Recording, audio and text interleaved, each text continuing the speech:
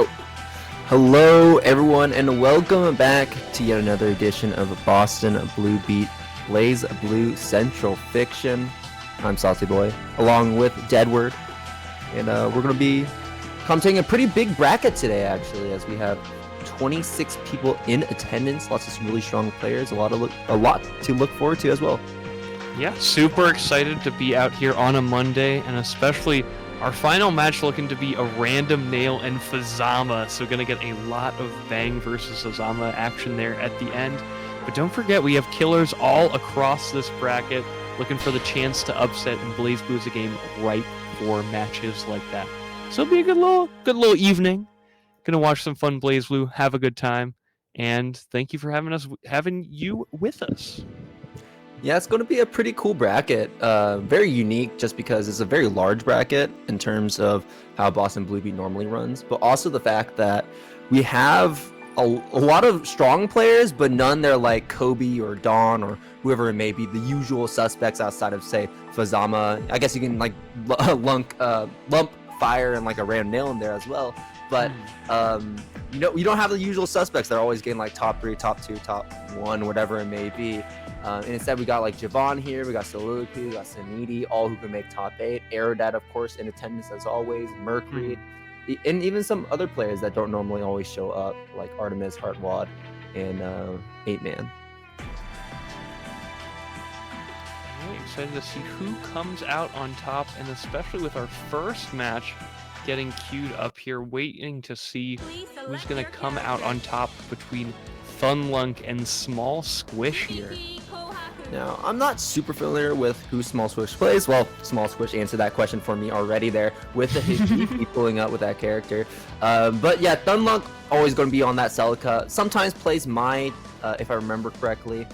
But mainly going to be on that Celica, unless we're going to be going on the Relius this time instead. I had no idea, by the way, that he was practicing Relius. Excited to see how this plays out. No Dawn in attendance, but we've got the Relius regardless coming out from Thun Lunk. 198 matches online with this character. All right, well, this is a better time than ever to try and practice this character. But it's going to be really interesting because, you know, Relius, if you're unfamiliar with the character, he can have a hard time getting things started with the puppet. You need to be very smart about how you control it around the screen, how you move around the screen, how you move the puppet around the screen to catch your opponent. Hibiki is always going to be that really fast character that can sometimes be hard to catch. But right now, Thun Lunk already starting off really strong there by already laying that air-to-air, taking the PP to the corner, OD in response, and that's going to be a pretty nice punish as we get that EH combo off. Yeah, SmolSquish just a little bit not plus enough with that overdrive activation. Oh, excellent anti-air there. Even the delayed dive kick was not enough to mess up with the timing there. Killing the doll there by SmolSquish.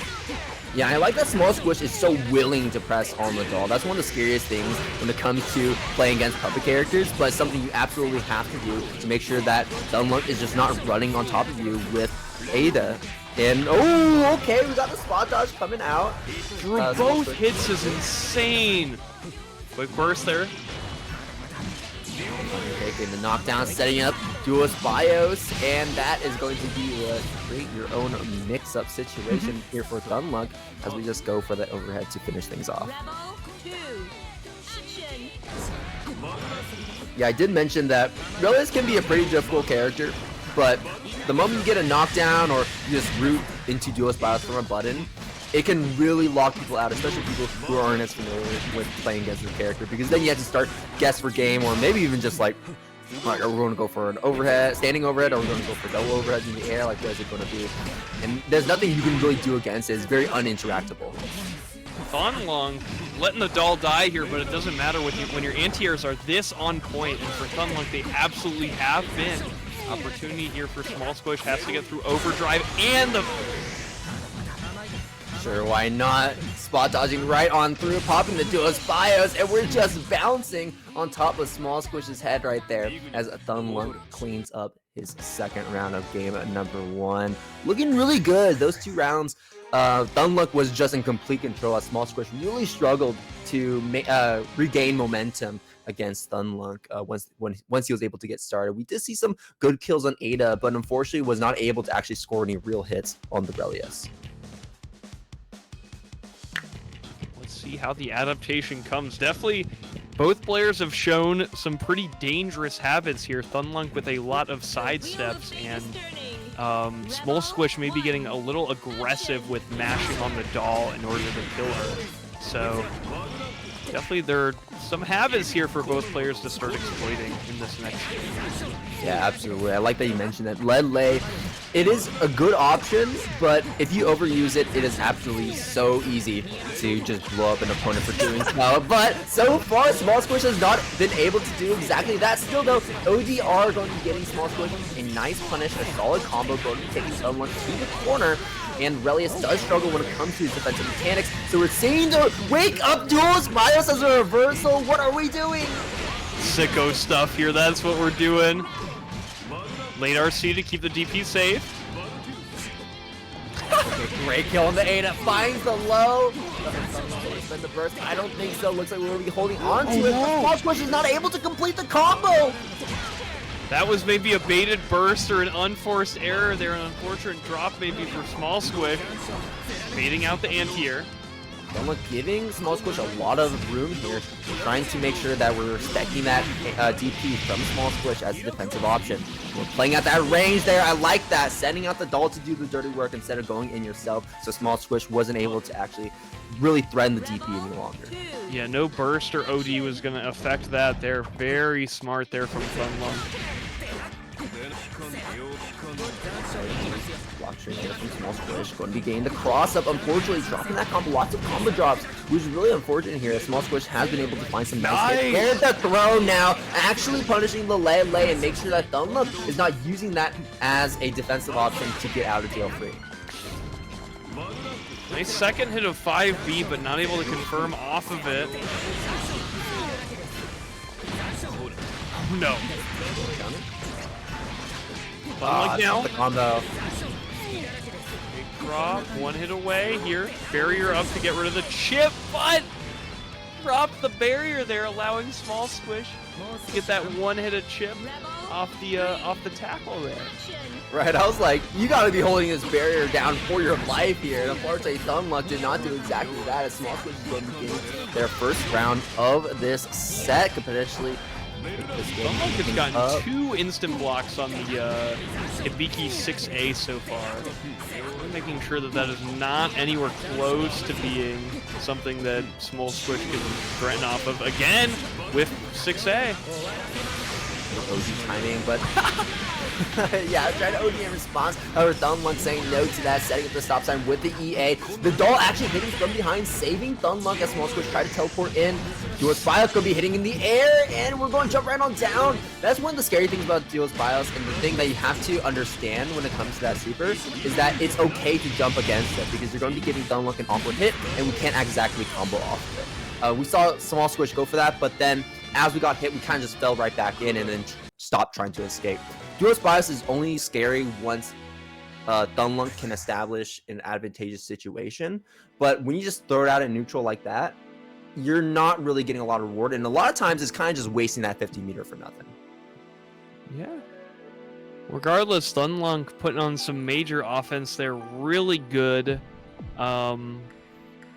Kind of anti-airs the whole way through, and then of course Duo BIOS coming up in clutch a lot of the moments. I really liked that final throw there in the last moment while the doll was dead.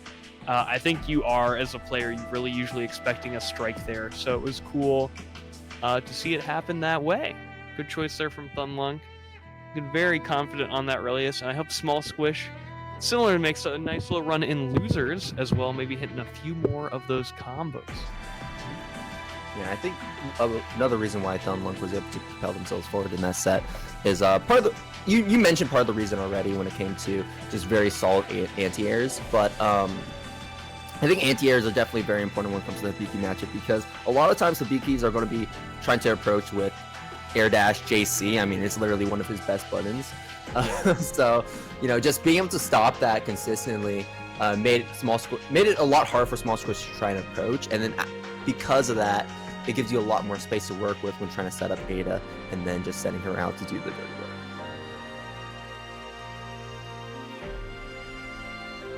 Done and dusted there. Good play from both of our players, as Thun Lunk will go on to face Jahvahn later on in the bracket. We're currently waiting on some matches to be finalized. Now getting dark over Myrtle is Jordan. As well, we're waiting on WarioCuckedMe versus So True, as well as Mercury versus Mari, and Aerodat, Boston's own commentator, versus Nani the Heck. This is actually a really interesting setup here for this bracket, partly because of how the Texas players are lining up in this bracket. We actually have a lot more than normal. Jahvahn and Thun Lunk from Houston, Jahvahn from Austin. They're playing against each other in round 2, and then if Jahvahn wins this, or if Thun Lunk wins this, and if Fyre wins his own match, they're going to be playing in the next round, in the next set over in winners quarters. So they're kind of just like, we're cleaning up the winner side of the bracket of Texas players, but we do have some other Texas players on the other side of the bracket in the form of BG and PD Hewitt over there in round 1. BG right now playing their set, as well as PD Hewitt. We're going to be waiting to see what the result will be on that. But they have to play into immediately strong players in the form of Soliloquy and Sonidi. So there may not be a lot of hope for them, but part of me wants to believe that they're going to make something happen. But it's going to be a pretty hard battle here, as I would say a lot of the players that got that bye in round 2 are very evenly matched. You know what else is evenly matched? All of the games that we represent here at Boston Blue Beat Online. That's right, we're here on Monday with BBCF as well. We have Guilty Gear Plus R on Tuesday, as well as Under Night at 8 p.m. all Eastern Standing Time. These are fantastic tournaments, and we're so glad to run them for you. And thank you for tuning in tonight to watch here for BlazBlue. Yeah, and as much as we love the online weeklies, remember Boston Blue Beat also runs offline monthlies. It'll be in November 8th, 2025. If you're in the area, go ahead and show up. There's going to be a lot more games than what we currently play on these online weeklies. Of course, we got Under Night, we got BlazBlue, we got Strive, and we also have Xrd, Accent Corp, Grand Blue, Accent Corp Plus, and then Actress Again, and then Sailor Moon S. So lots of games to play if you're in the area. If not, go ahead and make sure to support the stream when they do. And we've also got a brand new tournament happening in just a few weekends. That's 2 weekends to be exact. We have the freshman debut, first time SQXL Burst La Burst going down in Durham, North Carolina. Super excited for that. They have 9 main stage games, all the Guilty Gears. They have 2XKO at this tournament, as well as Grand Blue and French Bread games. Folks, sign up for here. Big shout out to DGF for promoting BlazBlue Central Fiction at this tournament, and Major League adding to the prize pool. So please, if you're in the area, go register for that now. It's going to be super exciting. And also, it's kind of close to me, and I can't go to it this year, so I need to make sure it's around next year. So, give them as much money as you can, so next year I can go to SQXL, Burst La Gurren Lagan. It'll be hype. Now, just tell them that Deadword is awaiting the tournament next year. And, they got to run it next year, no matter what. I'm going to be, sitting on a desk that's, in shadows. My glasses are going to be obscured by the light. I'm just going to ask them to do it for me. I'm going to be like Gendo Ikari. It'll be hype. Give an offer you can't refuse. Exactly. Yeah, I mean, looks super exciting. It's being run by a bunch of super talented TOs. And, if you're in kind of the Boston is a little bit farther, but generally in the East Coast area, should be a pretty cool trek. It's close to an Amtrak station, by the way, so you may not even have to fly to it if you're on the East Coast corridor. So, plenty of good stuff going down at SQ. Yeah, but not quite as close to the East Coast. We got Roundhouse as well, going to be running BlazBlue Central Fiction, or honestly, we wouldn't even be promoting. I'm just kidding. We love Roundhouse. It's going to be the 5th one here, going to be in September, so at the end of the month, in just a few weeks. will be at the same venue as always, and it's going to be running a lot of games, not just BlazBlue there as well. But yeah, do look forward to that BlazBlue tournament. Look forward to Roundhouse Supporter if you can. Watch the stream, and I know we have some top players going to that event. I think was Ice Cold going? I think like Kobe and Masfim are going, to my knowledge. So there's a lot to look forward to on that end. It's just hype. We also have Just Block in the far west coast as well.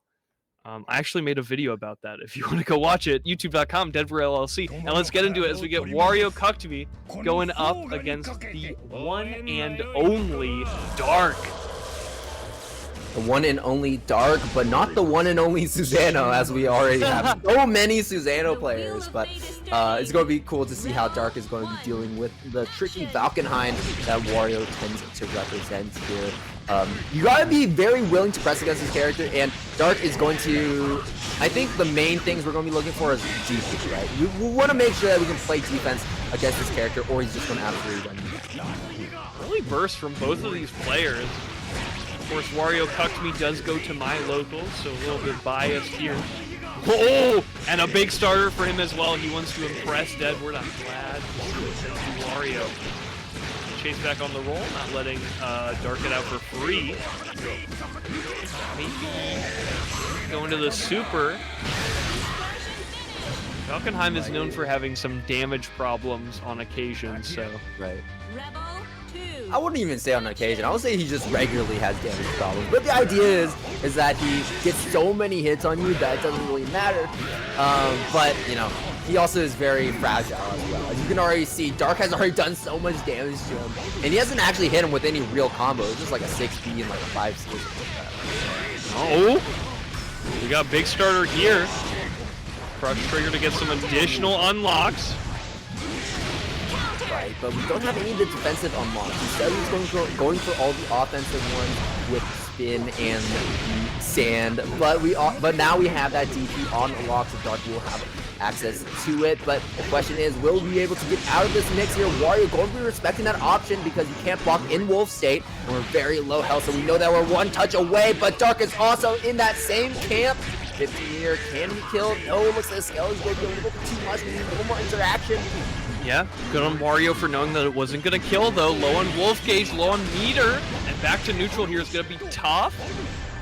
Yeah, low on Wolf Gauge. I love that Wario was so willing to try and make it in the perfect ODEA to punish that option from Dark there. That was almost really scary too, because Dark decided to pop that DP from such a huge, from such a far distance. But you know that DP does hit both sides, so no matter what side Wario landed on, it would have connected. Clean.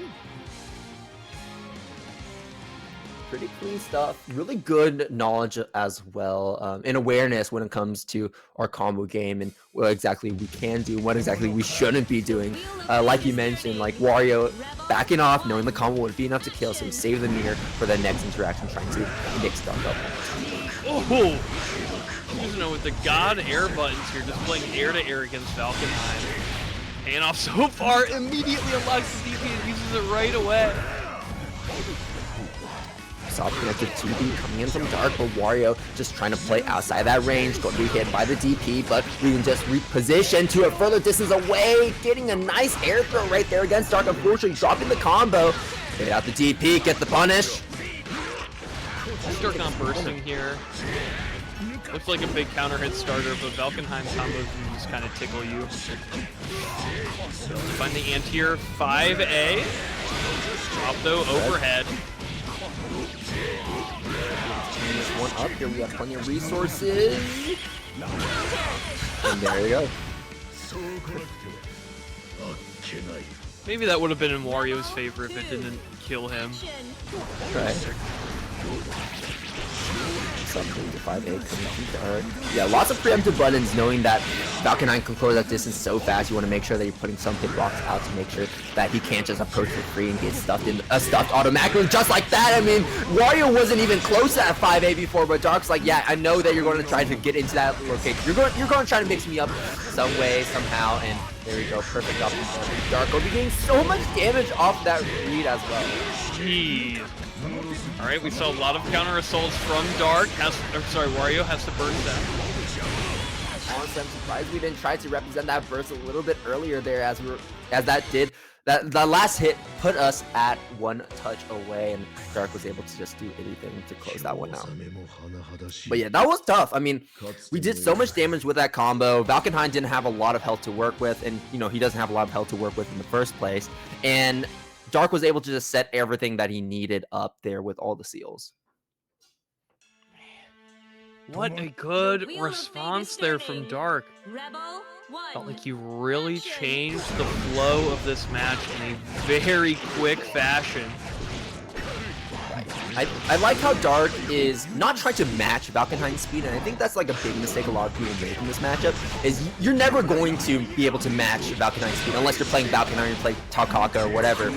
What you really should be doing is standing your ground and making really good reads, good button presses, and reacting to how Wario is going to be moving around the screen. Like that right there. Perfect Jade, falling JD to catch Wario trying to rush in with the wolf form. And that's going to be a big punish there on Wario, as now we're stuck here in the corner. Valkenheim already struggling with that defense, so we got to spend that 50 meter to be able to get out of that sequence.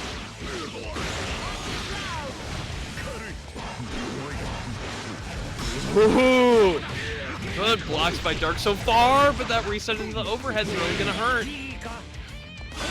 Okay, so from Dark there, and Wario giving a little too much space, so we're going to be able to get that free unlock there.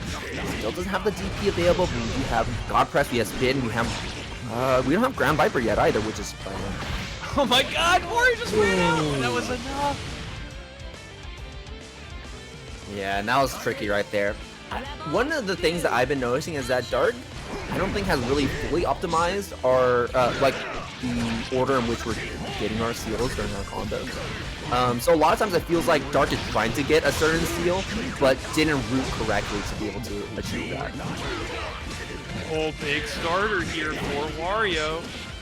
Getting a lot of Wolf Cage regenerated during it as well.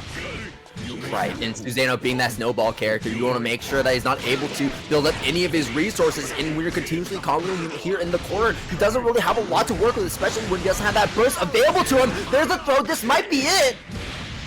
Let's see, it's Valkenheim damage. Got quite a cap, yeah, going for the setup instead. WarioCuckedMe with huge life lead can just kind of play this slow and bait the DP and get the win, as WarioCuckedMe will continue on the winner's side.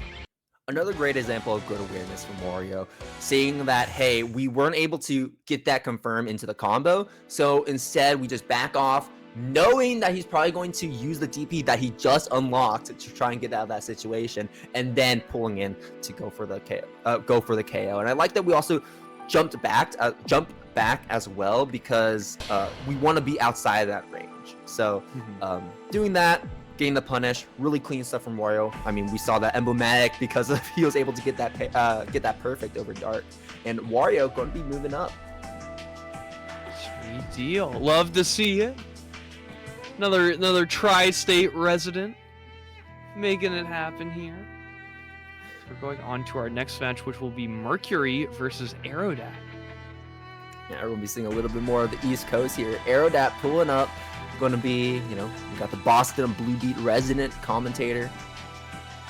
Rocking the Ragnar as always. Got a 2-0 over Nani the Heck to make it into round 2, so looking pretty good. Mercury, though, had to fight a little bit harder. Got a 2-1 against Mari, so I'm really interested to see how we're going to be faring here against Aerodat. Of course, Mercury should be rocking that Kagra. And I don't know if I guess like Kagra or Ragnas tends to be pretty even, right? Yeah. It's nothing insane either way. Right. Yo, Aerodat plugging the Boston Blue Beat Twitter. Okay, we're getting right into it, and of course, yeah, like I said, Aerodat on the Ragnar, Mercury on the Kagra. Should be a good one. Mercury's so fun to watch. Oh yeah, Mercury's a lot of fun to watch. Honestly, I would say like a lot of Kagra players are really fun to watch. It's just a very explosive character, and you also have to be very methodical with him as well when it comes to playing defense, when it comes to structuring your offense, because Kagra is in that camp, and I think Ragnar to a similar extent as well, struggles when playing against system mechanics, specifically the barrier, right? You know, Ragna, when he gets pushed away so far, you know, it becomes hard for him to actually threaten real lows, overheads, go for these risky options. That's why a lot of time when you see Ragna play, you see that he has to just revert to his primal instincts of 2A, 5A throw. And then Kagura, on the other hand, you know, we're not going for options like that. We do have a command grab, which is very threatening. But, you know, because he gets pushed back so far and his blends tend to be pretty slow, albeit big, it can be hard to keep someone in a certain position because they just pop the barrier. So you got to be very smart with how you alternate your options. Yeah. It's kind of interesting, like, the way that Kagura's designed, where his, like, options, like, shrink as he chains them together. Because he does, like, sword car in, and that's pretty good. And then he has 6 things he can do. And then if he does one of those things, he only has 3 things left. So you can kind of get a read on what they're trying to do. Like, after sword car, they're going to try and frame trap you. Do you want to mash low because they're going to do the card point? Yeah. Very interesting trying to, like, play defense against this character once you get in, but as you were talking about Salty, like, he's a slow-moving guy. It's hard for him to just kind of, like, put pressure on you the way that Ragna or, like, Jin could. And a lot of his reward comes from playing neutral here and finding these small hits. I mean, look at that. We just did Valkenheim damage off like 3 hits right there. Yeah, already you're seeing a lot of the big matchup defining tools here from these characters. Specifically in the form of HD. Oh my god! Aerodat unfortunately dropped in the combo. Still not getting hit though as Mercury uses flailing, trying to find a hit there. EA is going to land. That's going to be granting Mercury active float to the other side. Great block on the cross up, and Aerodat immediately responding with a 5B of his own. Oh, this match is so sick. They were like inside of each other's hurt box there for a moment. Ooh. Never burst you, right? No way! Aerodat's gotta overdrive that at some point, right?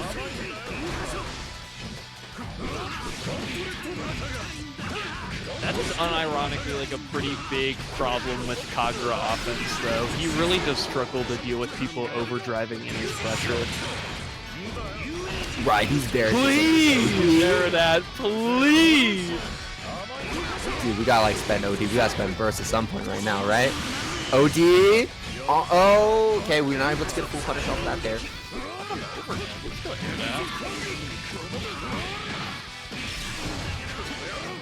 mid-screen. Too much off of that. Mercury, though, in dangerously low life. We try to press that 5B, but good spacing from Mercury, and that's where we thrive as a character. But now, finally using that OD on the overhead. It's going to position him in a really good spot there off that EA, but we want to be careful though. We're not going to be having bursts available, and Mercury's 1 touch away, and that's a really good punch. One thing to comment on with that overdrive is Aerodat went for EA because he thought he was way too early. He was worried that the overhead would still be active by the time he pressed. Really, like, if that was a little bit later, you would have just taken the kill easily. Right, now in the corner. Oh, yeah, we're seeing a lot of these crosses from Mercury and Aerodat, you know, sometimes blocking them, but not really doing too much to make sure that Mercury doesn't go for these options. Just escaping the play.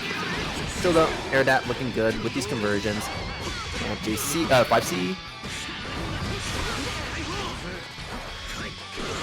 Oh, yeah. Oh, yeah. JC there. Nice. Let's check the adaptations here. I think, of course, the first thing to call out is that if you had a homunculus that got 1 year older every time Aerodat got hit by the cross-up, it'd be in kindergarten right now. So I really hope Aerodat has a better answer for that going forward. But overall, I think this has been pretty even so far. What happened to getting a quarter for... What happened to be like $1 for every single time it happened? Where's this homunculus thing coming from? It's just very evocative. I wanted to pick the kindergarten joke, but it was... If you had a kid, just didn't seem as accurate. Now you have like this weird like demon creature that's like growing a year every 5 seconds. I'm like, that seems accurate. Let's just jump out this time. Lonely. Almost got into first grade there. Okay. really nice combo here from Aerodat. Going to be able to take Mercury to the corner and just keeps on going down to the ground. Woo! Ooh, whoa, hold on. I thought the combo was going to end right there. It's a whiff. I forgot the name of the special move, but it's like a... They have like a Waikatsu name for it, like in Johnny and Exert. Oh no! I'm choking Aerodat. It's okay, it doesn't kill. And we dropped the combo! Burst from Mercury, what this round with TP, but it doesn't get punished! The over connects straight into the super, but Aerodat's still not dead! No! What are we TP for? Oh my god! That was a chip kill attempt, I think. Yeah, no, it definitely was. I'm actually, honestly, out of all the things I'm surprised about, I was the most surprised that Aerodat was ready to bury that. Ooh! Alright. No burst here for Mercury. Aerodat looking very favored. Yeah, absolutely. I mean, that is an understatement right now. Aerodat has built up such a huge lead over Mercury right now. Mercury really lacking those resources. And, man, we just don't represent Flash Kick as an option. And Aerodat knows that, is not scared to just continue pressing in Mercury's face. OD probably trying to bait that out, and that's going to be delayed for Mercury. Really smart here to get out of that corner. The homunculus is de-aging. It's shrinking. Alright, this is not going to do too much. Yep, Aerodat beaten out with the forward throw. Clean there. Aerodat takes it 2-0. Yeah, really great play from Aerodat. Really played the matchup well. And played at really good ranges, I would say, right? We're playing at the perfect range for Ragnar's buttons. And, you know, when you're in 5B range, that's not a range that Kagura can comfortably press on because, like I mentioned at the start of the set, Kagura does have access to very big buttons, but those buttons tend to be very slow. Yeah, excellent playing there. I like the comment on the homunculus thing of like, is this like the rice that or the penny that doubles in size every day and eventually gets big enough to destroy the world? I always heard that as like rice, and it was like a trick played on like this greedy emperor who taxed too much. And like some like god in disguise like tricked him into doing that. It was like one thing for like every piece on a chessboard, you'd get like another grain of, you know, the grain of rice would double. And it's just like, this stupid emperor, like he didn't know how geometric and exponential growth worked. He was just like, yeah, it's not that much rice. And then lo and behold, all the rice in the kingdom was given to this one man. I mean, if you think about hypothetically, what would you be more scared of? Would you be more scared of a giant grain of rice or a giant penny?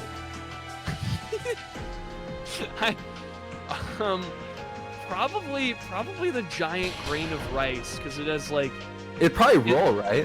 It can roll. It has like a capacity. I feel bad that like I feel scared because it's organic, even though I don't think rice could like grow and like hurt you. Like at least the penny's just like a hunk of metal.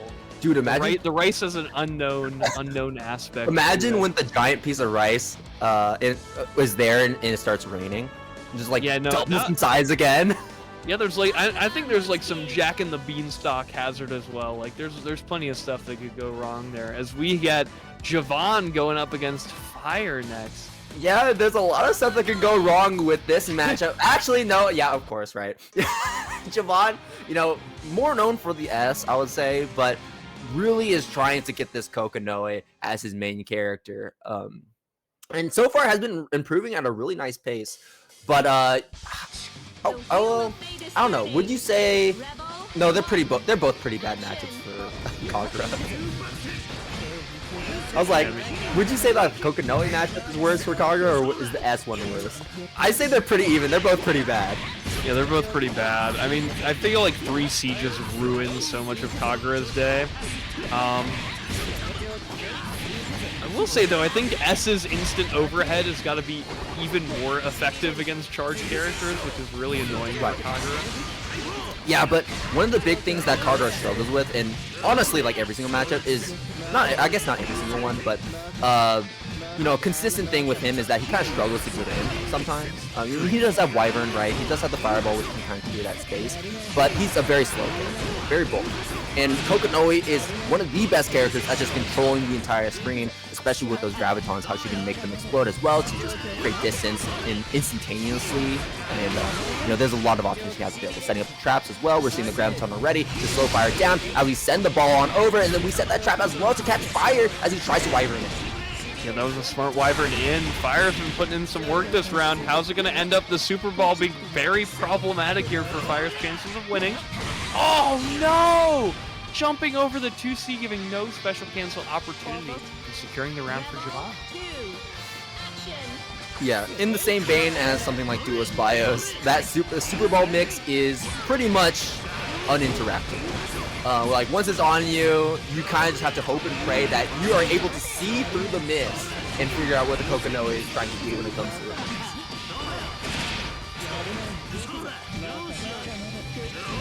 Wyvern.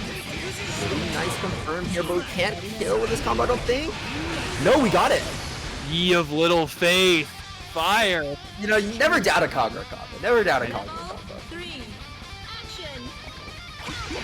I never doubt a Kagura, and I never doubt Aerodat.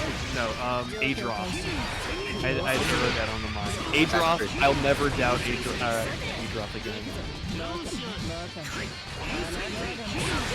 Good respect from Jahvahn, but as I say, that's the counter hit from Fyre.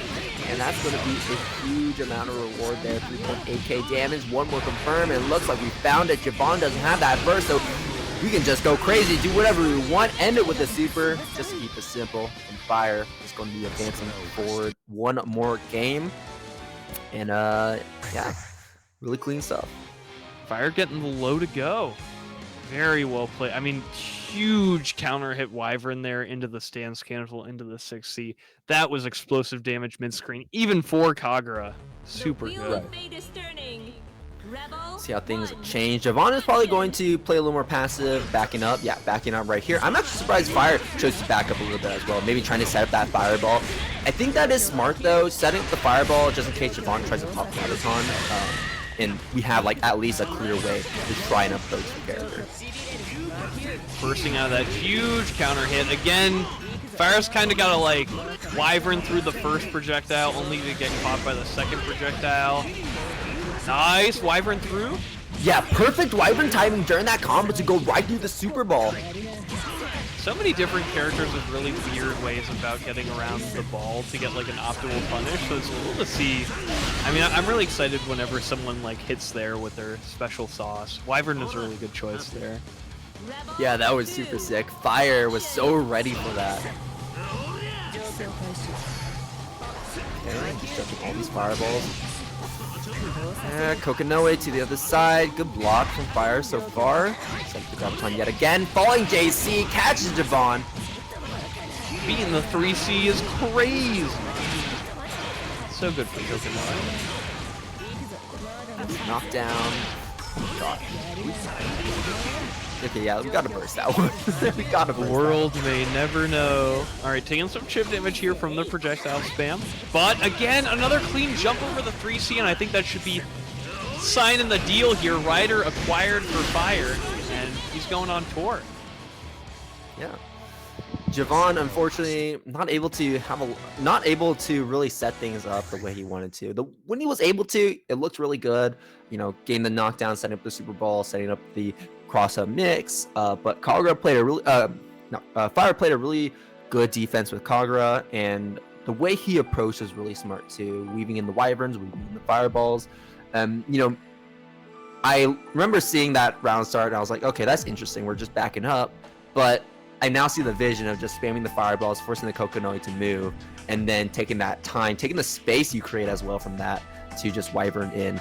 Especially when we have to Super Ball from like a higher distance, means that it takes a little bit more time to actually find a hit on Kagura if he's from full screen.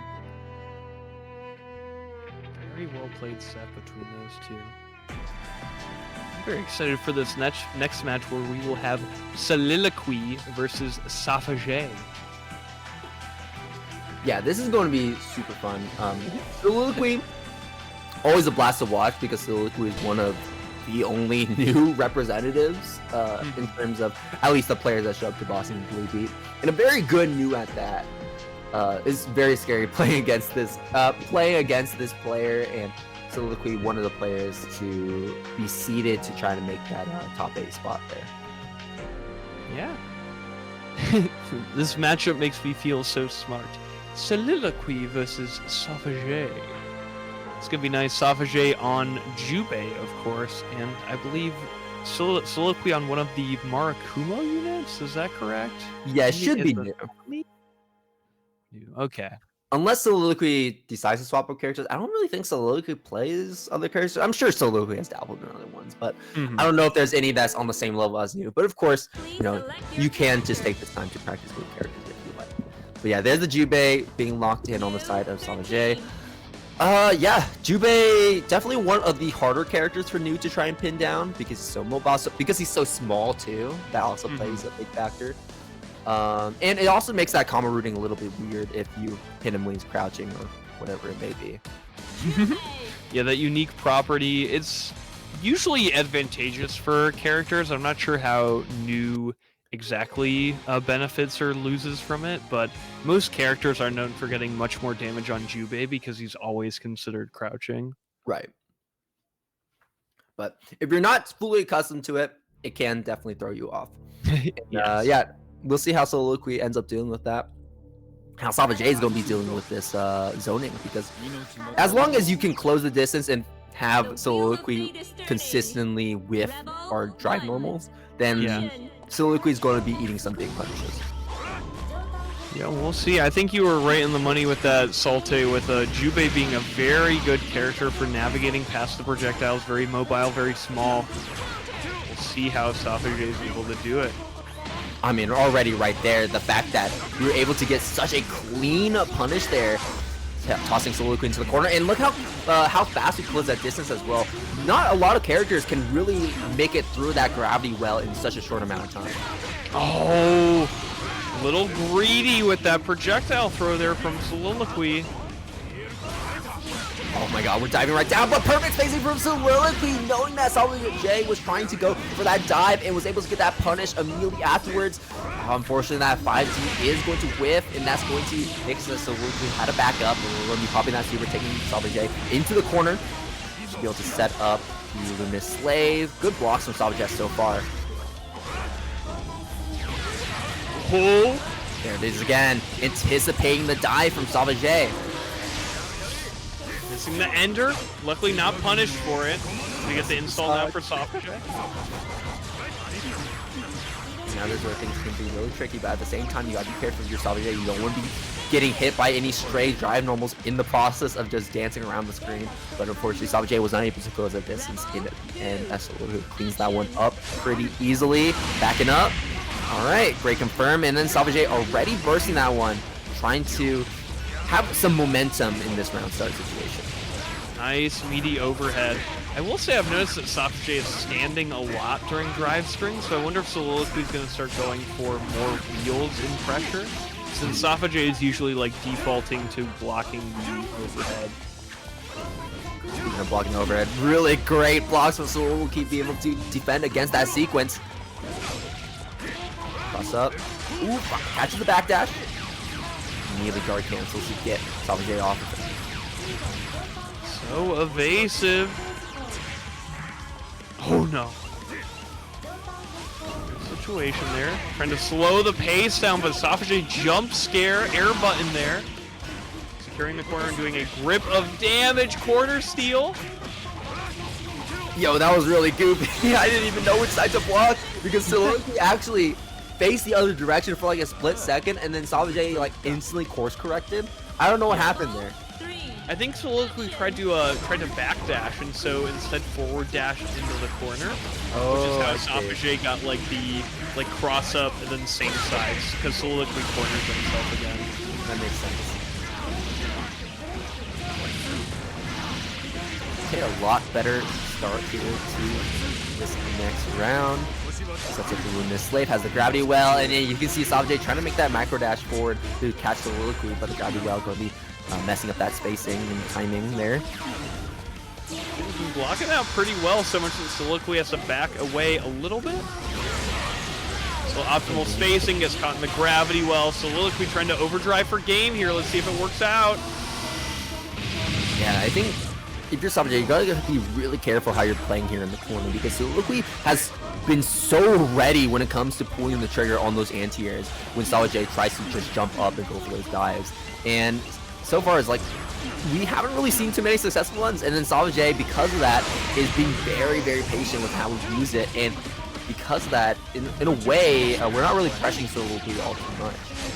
All right, Sauvagess goes next hit into overdrive, and I think that's game. Let's see. Okay.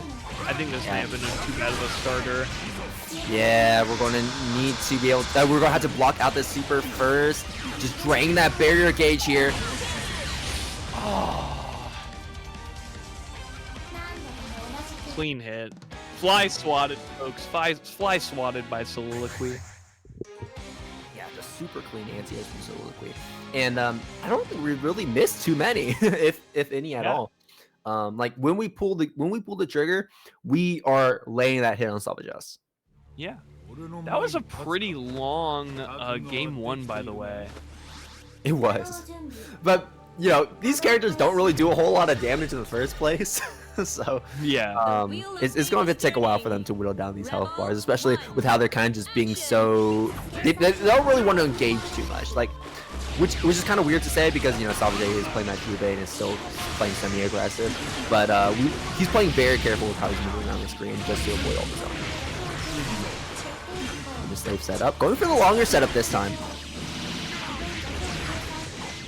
I've seen that Soliloquy is electing to go for the shorter Luminous Slave a lot of the time. Probably in an attempt to say, like, oh, if Sauvagess immediately tries to jump or anything, it will catch him. But now that Soliloquy has him in the corner and also has such a huge health lead and so much momentum, we're going for, like, the longer setups more often. Yeah, this health lead could go away pretty quickly, though. Sauvagess' offense has been mixing. Oh, stalling out! Soliloquy! Drop the combo though, so Sauvagess still alive! Okay, gotta bury out the super, and then there's that low, like you mentioned, is like, you know, we're standing so much that we can start representing that wheel a little bit more often to catch something off guard. And that super is making Jahvahn look like a pin cushion now. Good air control so far from Soliloquy. So we can kind of just do whatever we want right now, as Sauvagess does not have that burst available to him any longer. And we're going to be able to get Sauvagess closer and closer to the corner. He's going to jump over that Luminous Slave there. Gets caught by the 5D as he tries to run in. And that might be game. Pops OD. And then we're able to get the EA finisher. Saw it before in the last game. Soliloquy just punching in that combo once again. The overdrive extension into the EA ender. And that will take it.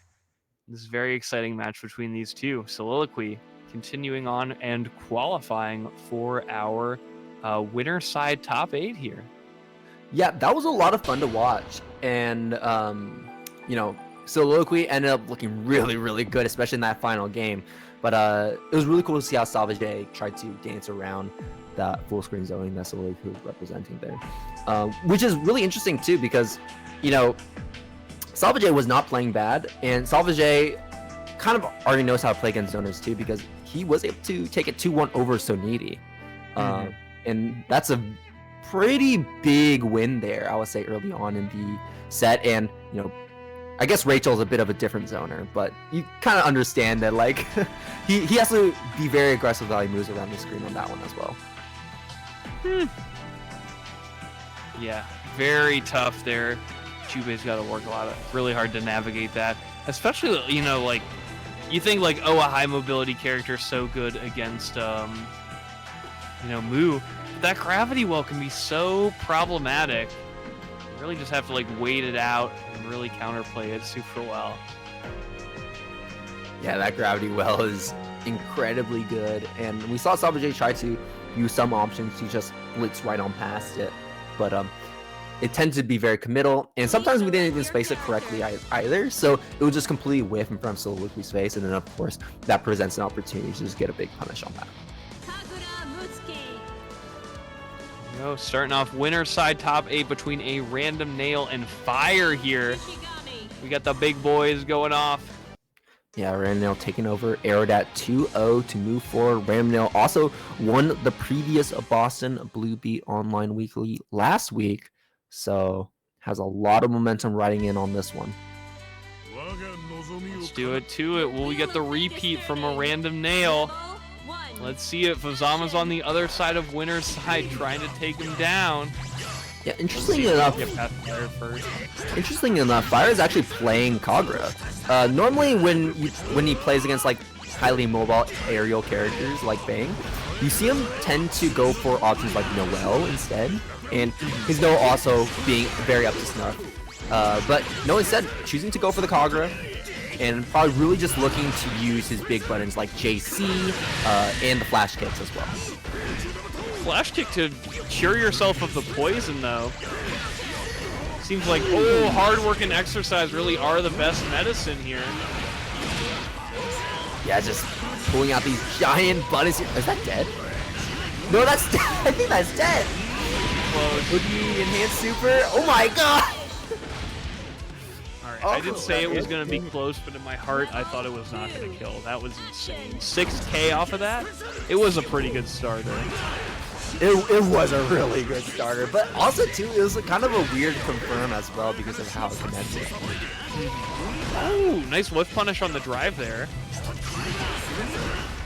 Wyvern through the nail, that was so smart from Fyre. We'll eat some more poison though. Free poison. Yeah, Random Nail, out of all the bangs, really loves to use that poison nail.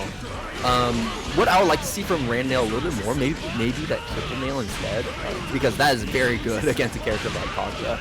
But no, so far has been working for Random Nail. We're getting a lot of damage because we're landing the poison nails consistently. But so is Fyre when he's consistently landing these anti-airs, and even if it whiffs, Random Nail is always at that range to where it's not able to do much, and we're able to go right through the fireball. Fyre is going to be spending that burst. We have 100 meter on deck, and we're just waiting it out, hoping that our Random Nail is going to be getting within range of our buttons. The JC into the super. Fyre taking game 1.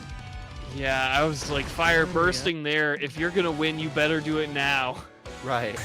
Really don't want to go down on that round, but yeah, Fyre bossing up there.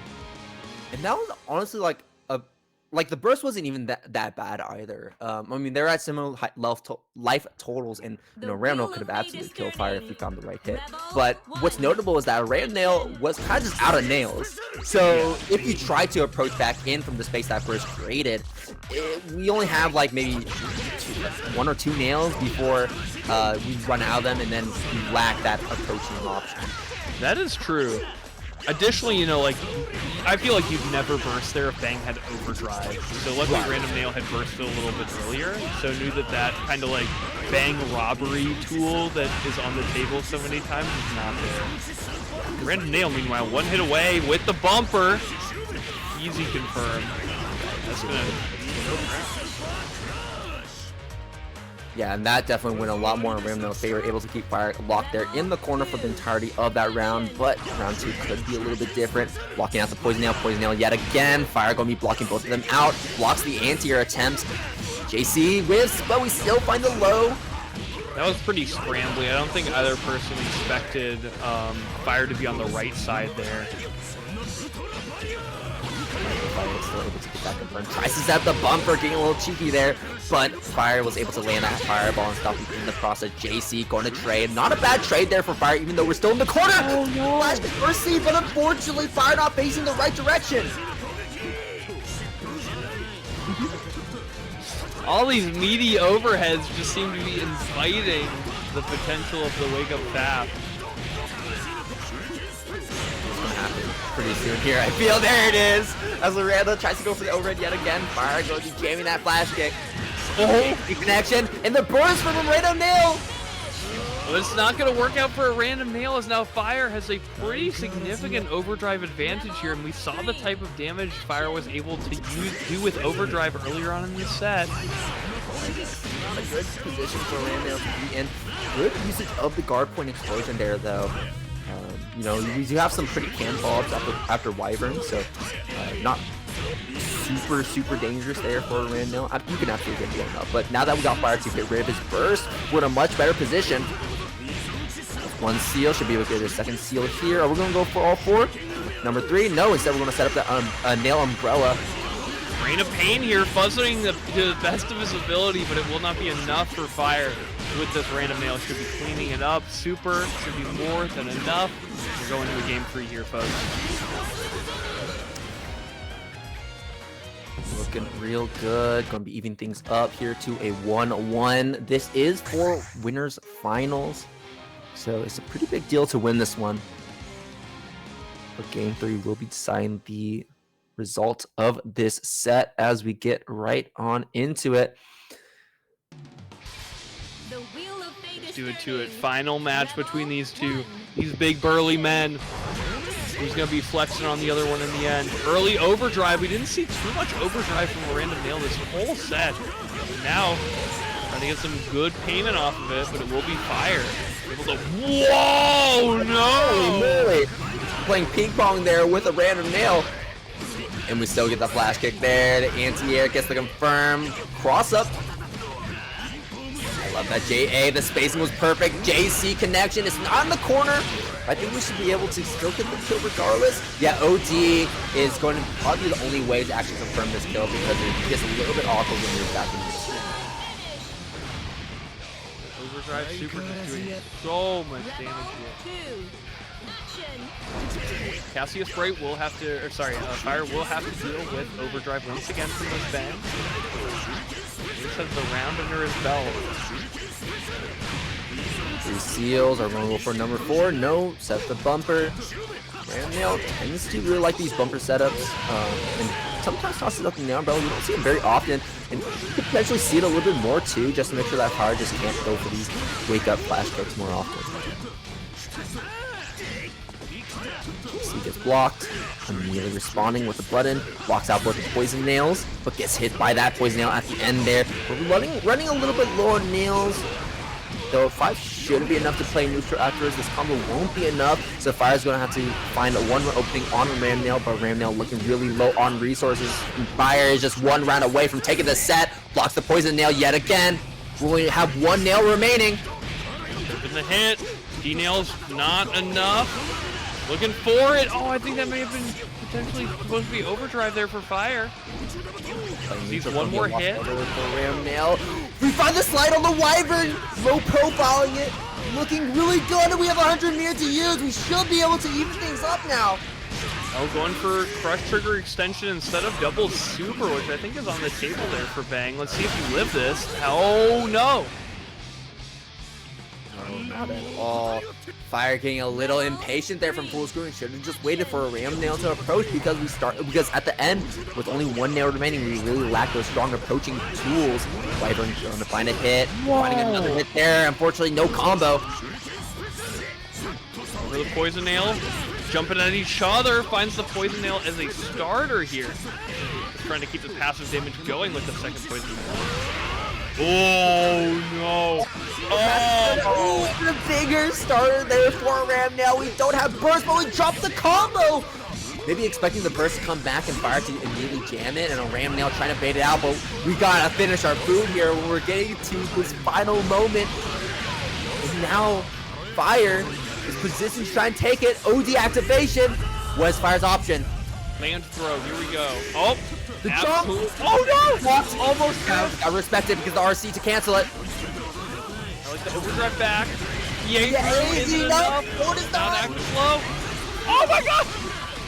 So scrambly. Flash kick RC 2C, and it does the job. Fyre moving on to winners finals there, taking out a random nail. What a moment there at the ending. So cinematic between the two. We had the explosion, the clash there, but luckily Fyre had the 50 meter to keep it safe and to finally finish the game with the punish of 2C. That was so clean. That was such a fun sequence to watch towards the end there. Kagura and Bang, the way they interact with each other, was a blast to watch. So that was definitely one of the ones that I was looking the most forward to going into this bracket, and I'm glad it delivered. Clean there from Fyre. Gonna be continuing to the winners finals here. we're going to get our next winner side top 8 match between Fuzzama and Soliloquy to see which one of them will be facing off against Fyre in the winners finals. All right. Kind of going back to what we were talking about earlier with the Sauvagess Soliloquy set, where we're going to have one really mobile character and we're going to have one zoner. Though, I would say Fuzzama tends to have a much easier job when it comes to getting in with his character just because of how freeform the chains can be and the follow-ups off of it. So we'll see how Fuzzama tries to navigate neutral here and how Soliloquy is going to be controlling that airspace. We're going to have to play a lot more airborne or go for a lot more of these anti-airs because of the way Fuzzama is going to get in. Honestly, the anti-airs are probably not going to even be that reliable. So probably going to be seeing some more options like JD or JC just to stick out that big hitbox to prevent Fuzzama from approaching. Let's see. Got to be pretty proactive here, which is always hard because the more proactive you are, the more prone you are to getting whiff punished. Exactly right. Yeah.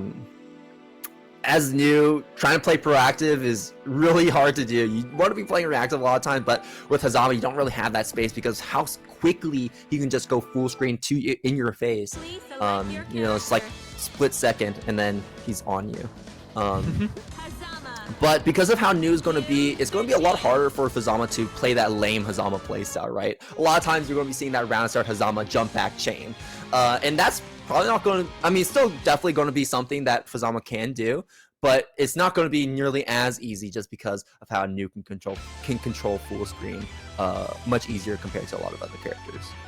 Yeah, going to be pretty problematic with the gravity well as well. In addition, you know, that 6C is going to really put some pressure on the normal Fuzzama air approaches. So, see how it pans out between these two. I mean, I think Fuzz is definitely favored, but let's see what Soliloquy can do.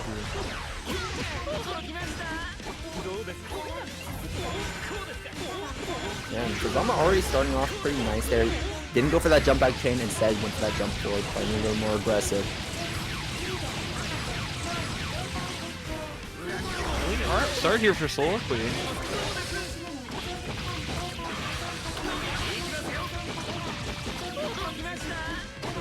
Clean ender. Off we go. Low opened up here. Fuzzama's on the offensive. Yeah, and really stacking up the damage right now. That life bar is a blood red on the side of Soliloquy. One more confirm, and we should have it. Cleaned up there from Fuzzama. And once Fuzz gets the offense going, the damage rolling, he just feels unstoppable in this game. Right, especially once he can start putting that new on defense. Because, you know, this character already really struggles with defense. So does Fuzzama as well, right?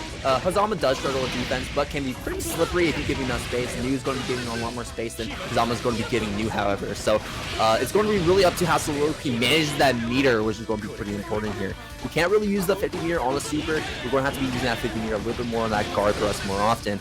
And because of that, we're going to be losing a lot on damage.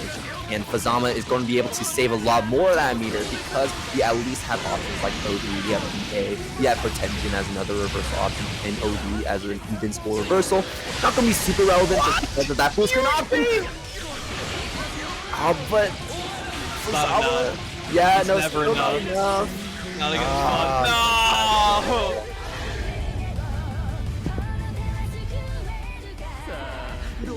That's so dumb. I wish Soliloquy Super didn't trade there. That was such a good anti-air to bring out while you're in overdrive, and then it just barely didn't get across the finish line. Dude, that super's so bad, man. Yeah. Like, even in OD, which, like, even in OD where it should be good, it's still just severely lacking. Okay, game number 2 now. Now is the time to think. Maybe try and find some way to slow the pace of the game down, because Fuzzama is really just speeding this up by all costs. And I think that's a very smart way to approach this matchup. You want to make sure that Soliloquy is making more mistakes and that you're constantly pressuring Soliloquy by being up in the face. Yeah, I mean, even just like having an intimidating presence, making like a drive move whiff or something like that, can be very key. So Fuzzama, you know, wants to look like he's always going in like 100%, but really be waiting for some sort of whiff punish, some sort of advantage to show itself. It's big, but unfortunately dropped it. A bit of an awkward hit. Still the Soliloquy going to drop down, find the low.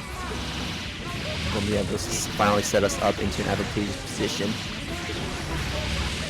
Luminous Slave after this combo. Gonna go for the longer timed one. Nice! Opened up low. This is new damage. We're not able to kill just yet. OD into the EA! Okay, but we're going to be losing a lot on that lifesteal ring. Oh! Provides. Oh yeah, no, that was a little too far away. We caught the tail end of the backdash, so we were able to get the full combo, but still cleaning it up. The air dash forward from Soliloquy, and that should be game. That super turning Fuzz into a pin cushion there. Soliloquy, really big life lead there as well. Was looking super confident.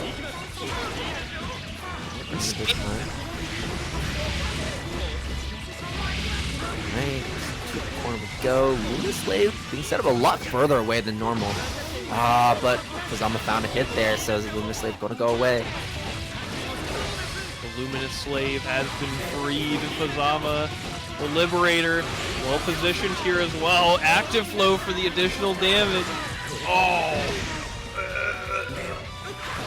That's gotta be it right there. I mean, just early Hotengen like that, the scaling is absolutely in Fuzzama's favor, and we're gonna keep that one completely for safe. Soliloquy just gargling in a pool of his own blood there. Oh my goodness, Fuzzama putting the moves on with that low. Good set point though. One more round here for Fuzzama, and we got it. You're so right, Salty Boy. Fuzzama just one away. Definitely clean this up quickly. Side the chains. Super grabby well. Again, you were saying there like the preemptive air buttons, but Fuzzama just not biting, waiting for Soliloquy to let off those buttons in the air, and then finally able to approach on his final chainsaw. Backdash out, able to keep the anti-air there with the jump in. Okay, Soliloquy, very well timed. Uh-oh. Oh, we saw EA that time, or last time he did that. Are you not super confident with the range you were at? Oh, and that's unfortunate. We try to lock him down with the chain. We go for the full screen super, the yellow super, and it connects. We thought they were safe there, hiding in their own super, but Fuzzama. Oh! Convincing end there as Fuzzama makes it into winners finals. Yeah, at that point it was either burst or die, and it looks like Fuzzama was able to whittle that down to a single option, which was death, as Fuzzama moves on to winners finals, and that is winners finals set, y'all. Fyre versus Fuzzama. You mentioned it earlier that it was projected Random Nail was going to be playing against Fuzzama, but it looks like Fyre is going to be throwing a wrench in that plan, as also being one of the top players here at Boston Bluebeat.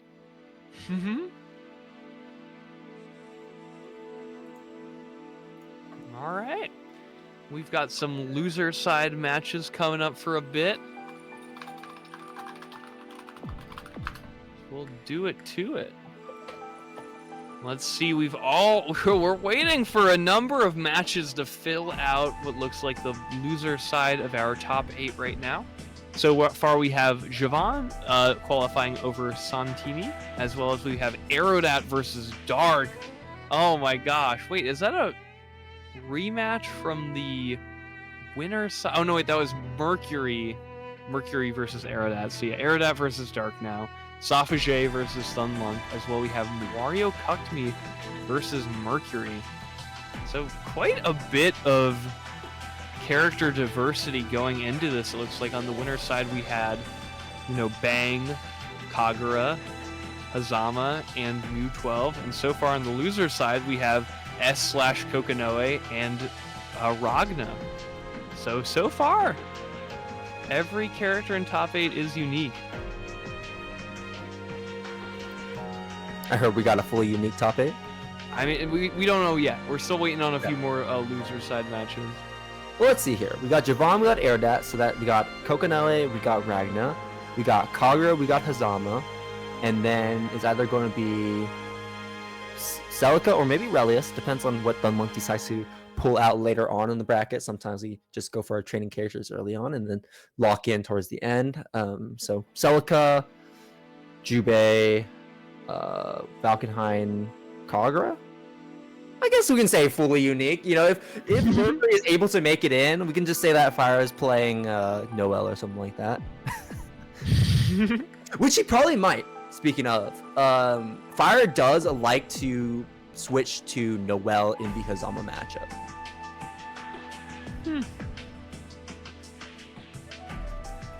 Let's see how it pans out. Super excited looking to get Aerodat in here soon, going up against Jahvahn. I'll say though, like even with the pockets and the secondaries included, we still have pretty much a fully unique top 8. I mean, because like Jahvahn got the S, right? Or yeah, and then like Sauvagess got the or Thun Lunk got the Mai, I think, as well. And we don't really have a Mai here, which is very surprising. We don't really have too many Mais show up to Boston BBB.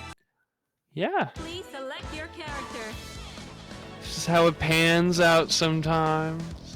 Ragna, the Blooded. Okay, Jahvahn versus Aerodat. He is mulling it over. Do we play the Kokonoi or do we play the S? Coconut. And it looks like it's going to be the Kokonoi. Hey, you know what? It's like when you're learning a new language. You gotta, you know, you got to go to the country. You gotta be speaking the language. You gotta be interacting with the people, right? Same deal here. If you want to learn the Kokonoi, you want to get good at Kokonoi, you gotta play against good players. The wheel of fate is turning. And you gotta play it in bracket. And as we get into round number 1, immediately Aerodat going for the round star jump for JA. JC whiffs, but it's okay because Jahvahn went for a late graviton set. Jahvahn's 3Cs have been getting smoked tonight. That button is supposed to do everything for you, but the only things it's been doing for Jahvahn is losing him rounds, it seems like. Aerodat very well positioned here. Oh, absolutely has the health lead by a monumental degree. Aerodat now can just kind of just play this one patient. Wait it out, see what happens. You don't want to play too patient though, as Kokonoi. You really get that up the trade! You don't see the hurt box on 3C very often, let me say that. Take away, these techs have been super good for Aerodat. You gotta understand, as a Ragna player, you gotta be on deck with strike throw. The Super Ball, what's the mix going to be? Double cross up. Good blocks from Aerodat to block his inside. Aerodat may be the blocker here, folks. Wall bounce into super, didn't pick it up though. Ragna players are inclined to drop that when their back is towards the wall. Aerodat not rising above that just yet. But we'll secure the round regardless. So all's well that ends well. Anti-anti-here. Difficult position here. Do we choose to spend the burst or the OD is the question where we're stuck in the corner? We don't have a lot of other options available to us. Or do we just choose to block out the Ragna? Sarah will get tossed. There's the burst for Jahvahn. You gotta make sure that we're negating that damage. Yeah, I will say it did look unfair that Aerodat was able to block a double cross-up Super Ball Oki, but just based on what we've seen so far this game, Aerodat is like on a different plane of existence. He's playing out of his mind, I say as I curse Aerodat to drop his combo, and now still win the round and the game, so it all's well that ends. Dude, it's always the game-winning combo. Aerodat, you gotta, come on, get the execution down, man. Not like I can do the combos, but get the execution down so we get these KOs. All right, now you're caving. We're going to the S. Man, you gotta stick it through, man. You've been going Kokonoi this entire time. You gotta stick it through. But no, we're going with the S. This is the character that Jahvahn's a lot more comfortable with, what he's posted most of his results with, and a much more problem. Well, I won't say much more. I would still say it's like pretty even in terms of like not a great matchup for Ragna. But we do have some pretty nice blends to contest S's. We have JC, we have 5B. And so far, Aerodat has been playing neutral very well. I mean, there it is, the 5B right there as Jahvahn tries to do something after that fireball. I'm still synchronizing, by the way. Right, I'm looking at the other screen. Okay, going for the JD, cross up JC, tries to go for the cross up JD yet again, but was a little too low to the ground, wasn't able to make a connect. All right, 2D to bring us to the corner. We send the combo into the instant over, tries to set up the throw, great tech from Aerodat, and because of the spacing we created there by the run up by B, we were able to steal the corner away. You're not able to do too much with it though, Jahvahn, escape artist here. Make it out of the corner. Jahvahn's approach, 5B connection. Wait, we could get this one right here. If we opt to spend OD, I don't think we can kill with regular super alone. It looks like Aerodat knows that. Looking to not try and spend that gauge if he doesn't have to. Jahvahn on the ropes.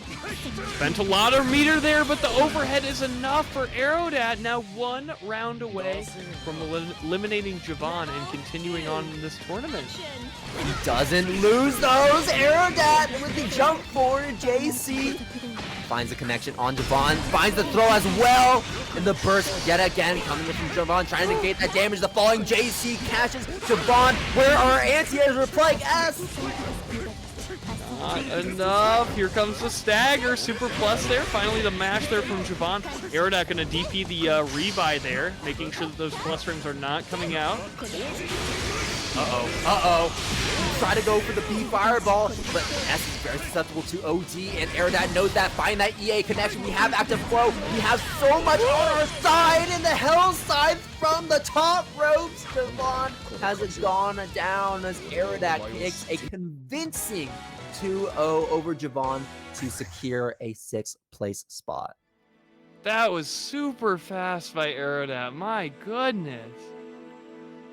Dude, dismantled the S right there. Normally, normally Ragna tends to have a little bit of a harder time, but no, really great play from Aerodat. The way he moved around neutral was really great. I mean, the way he called out his JCs, 5Bs, the times he chose to press, and of course the OD timing towards the end there was immaculate. I mean, so confident as well with the death spike was something I was really impressed by. Like never gave up on the plus frames, just kept weaving it into the stagger pressure. I think that was a big part, just keeping the pressure on, making it happen. As well as I feel like Aerodat was like sequencing really well. Like, okay, I'm gonna go for throw on this mix, and if it hits, I'm gonna go for this next. We had the IAD cross up DP.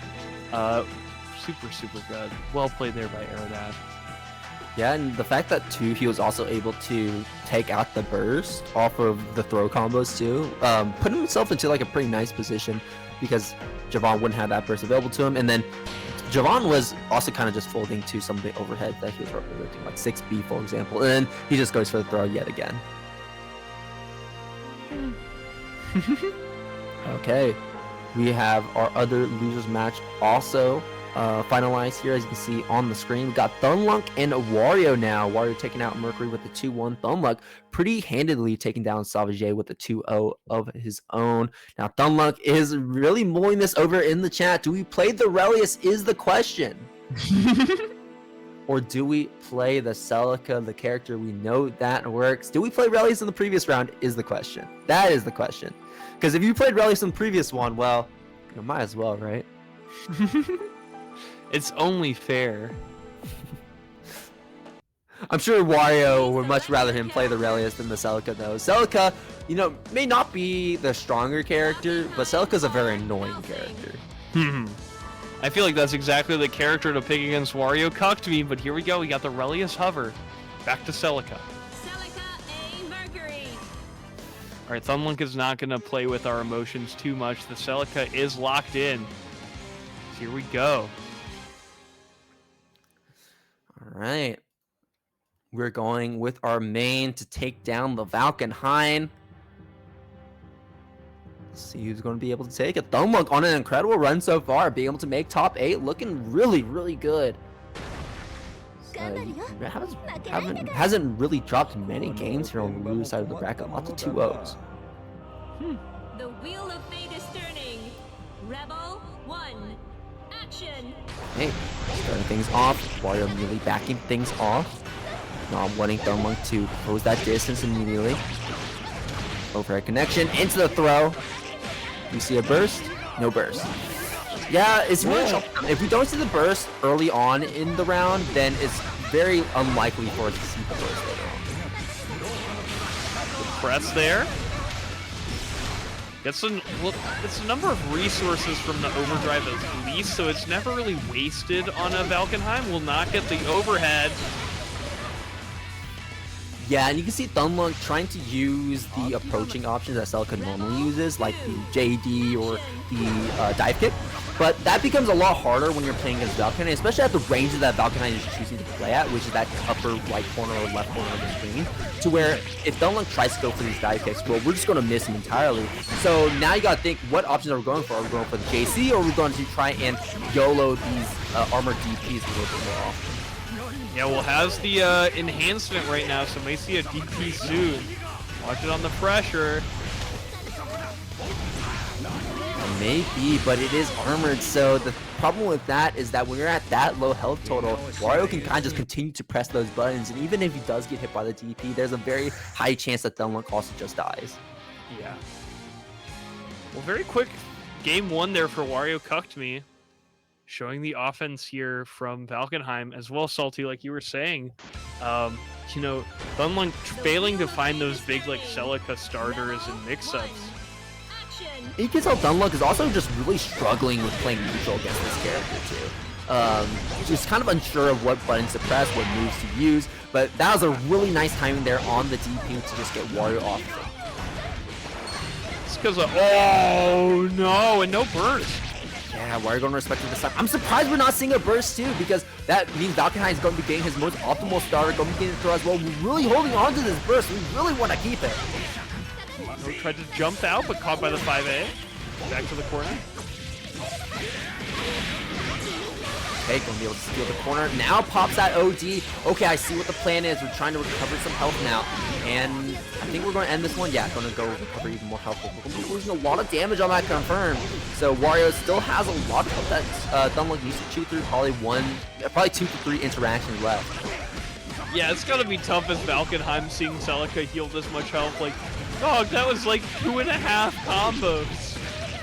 Yeah, but honestly, I don't even think Wario minds too much, because Wario so far has been dominating neutral, and the moment that Wario is able to get any sort of advantage, he is instantly opening up Thun Lunk, as you're getting put in that guess for game situation, where it's like, is he going high, is he going low? It's a pure 50-50 when it comes to this character.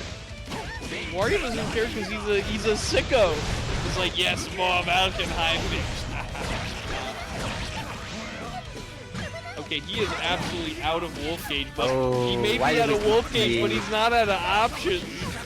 Yeah, that's that was really tough. I mean, Thun Lunk tried to use that 60 on defense. We're not Bobby, all right. And the bar's back, the full moon is back. Oh!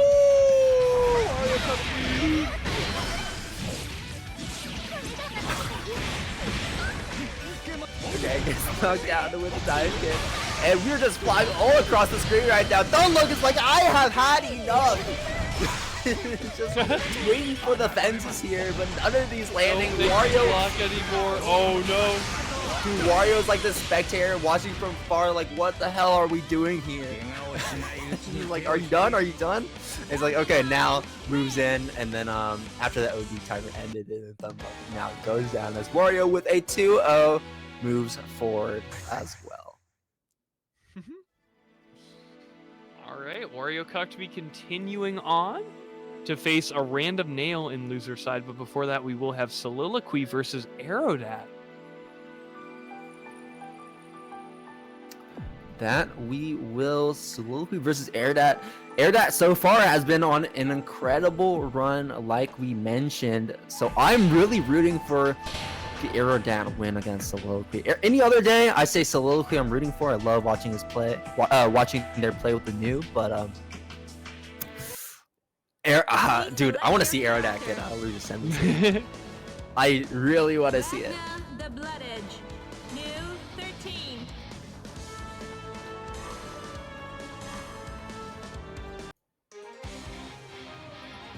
I trust high school. Aerodat clears. That is the mindset we're going into this next loser side top 8 match. Losers quarters, y'all.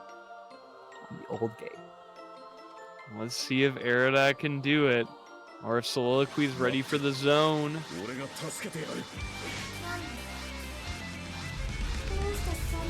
Letting the intros play out. Aerodat engaging in a little bit of domestic violence here in the loser's quarters. Okay, Aerodat, 5B gets blocked. Okay, we have a advantageous situation already, and Soliloquy, backdash the fireball is going to get hit. Hang for that.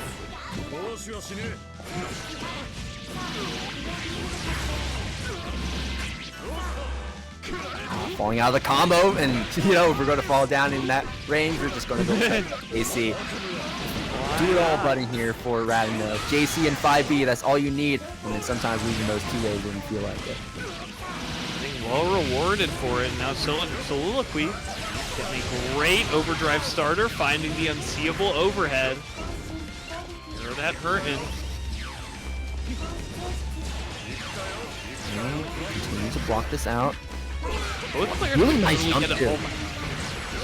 Both players could very realistically get a second overdrive in this round. Let's see if any of them choose to spend it. Oh, we pressed the button.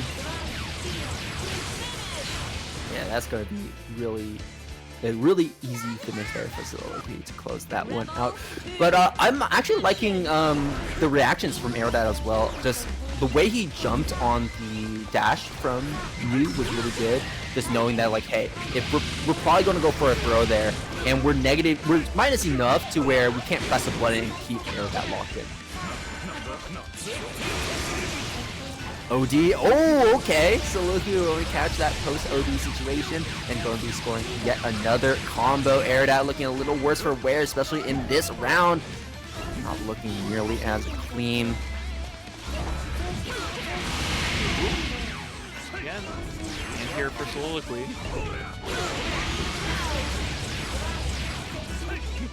Oh no, doesn't finish it out. Aerodat's still alive. You gotta watch out for Carnage Scissors in the nooch. Okay, opting. Oh my, whoa, what? Aerodat. Ragnar just got castrated there. Oh my goodness. Okay. Took his foot in the contraption. Yeah, you got. Oh my god. Dog got churned up. Okay. Very strange end of Yeah, he stuck his legs in the juicer. The wheel of fate is turning. Rebel Alright, 1. game number 2. Yeah, very strange ending. Let's keep things a little bit more consistent here, Aerodat. As Aerodat consistently, well, I don't know consistently, but like the previous round, or first round of the set, it's going to be winning this round start interaction. Looking a lot stronger though, and taking out a lot of Soliloquy's life already. Hey, now I don't know if 2A is good enough even with the counter hit, but let's No, see. it should be enough. Yeah, we will run. Yeah, I would have also been a doubter too, but when I was looking at that scaling, I was like, okay, no, we can definitely run into super here. Action. Aerodat, the 3-toucher here. Very clean game plan. Jump forward. Oh, the run under, 5A confirmed. Gonna be a whole lot of damage, but okay, we're going to recover a little bit of life back. Overhead connection. Soliloquy still holding onto that burst.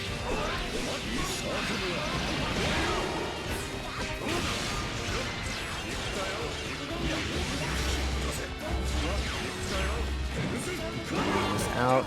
Ooh, the RC to try neutral skip in, try to set up the fireball, but Soliloquy immediately pressing on that one is going to win that interaction. 5G catches Aerodat. That's the corner.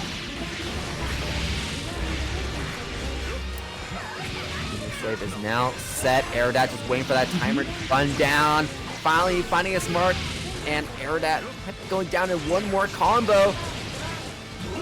Devil. No! Soliloquy not finishing off. Oh, excellent answer to the scythe there. Aerodat trying to use it to escape the gravity well, but Soliloquy ready with the answer. Aerodat ready for an anti-air of his own. Going with Hades, finding his way in.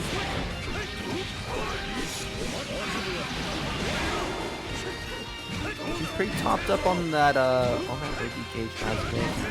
I think right now Aerodat is really just trying to save onto as. I was about to say save onto it as much as possible. Also an OD activation from Soliloquy.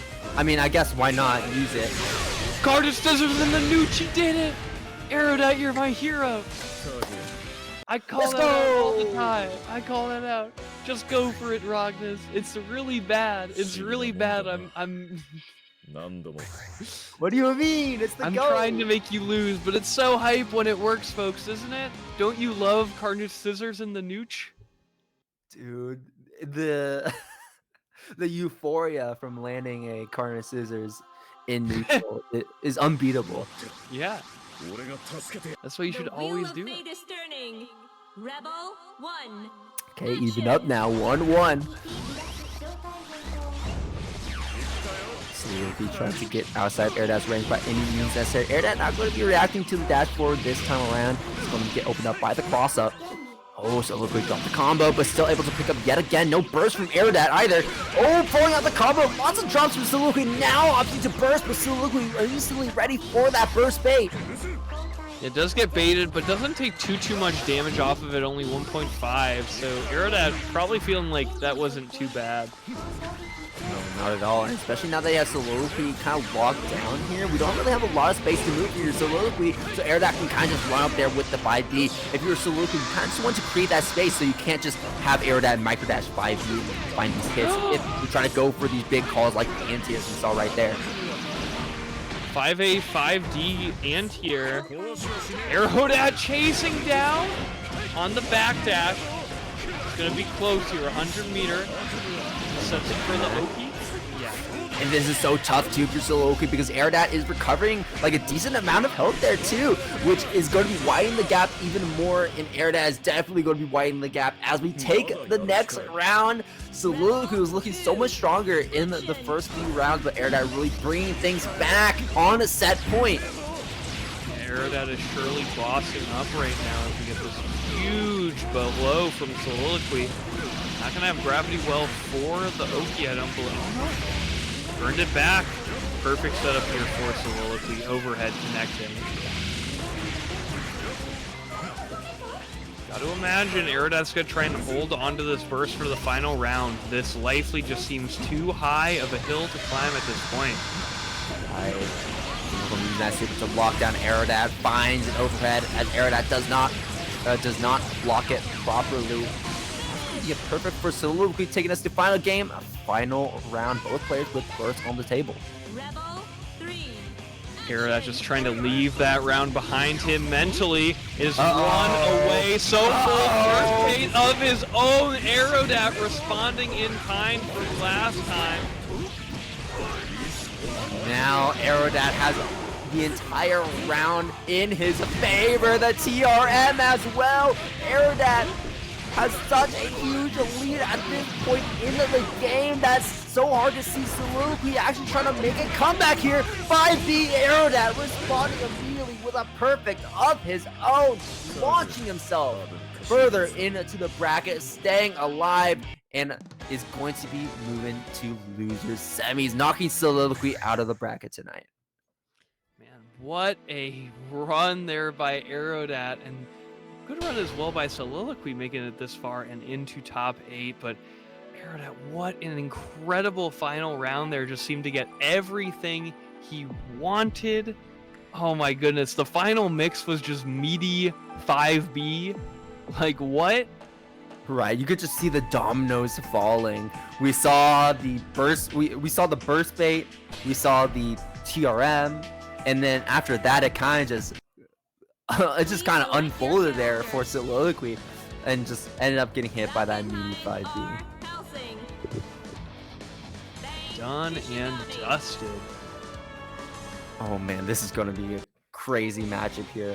A Random Nail versus Wario as our next losers quarterfinals match before we watch winners finals. Very mobile match, a very messy match too. It's really going to come down to how these players navigate the scramble. And out of both these characters, Bang is definitely much better suited when it comes to navigating the scramble and controlling the screen, specifically with his nails. And those are going to be ever more important when it comes to locking down Wario from and preventing him from actually going to the wolf form. Woo!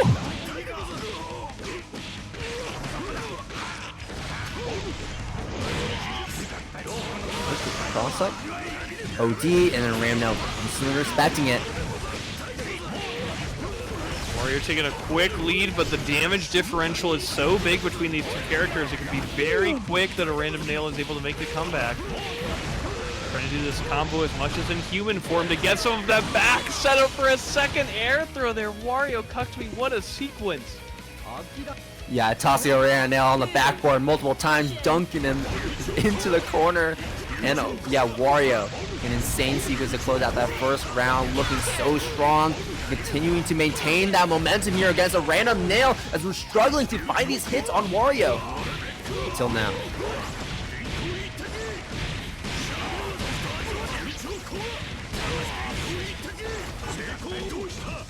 Bump up the jam. Good high FBs for here from WarioCuckedMe so far, but even defense that good can't save you forever.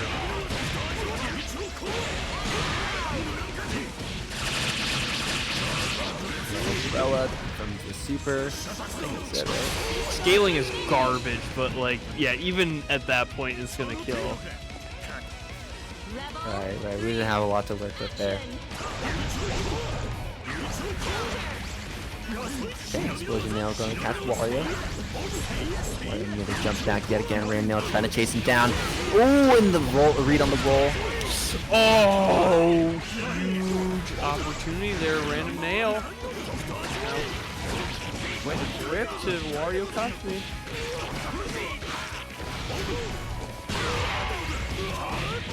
Run forward, catch the wolf form. Backdash. Oh, we're out of there. Never mind.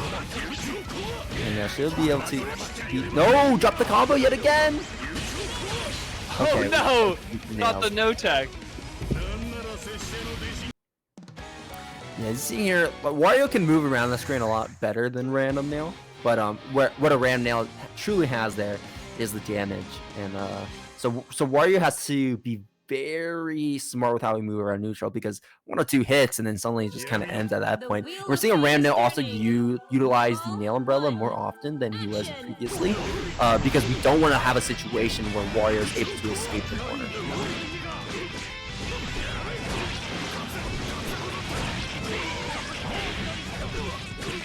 Now, WarioCuckedMe off to the races here. Oh! Low, good. Knockdown, backing up with the wolf, respecting that wake up.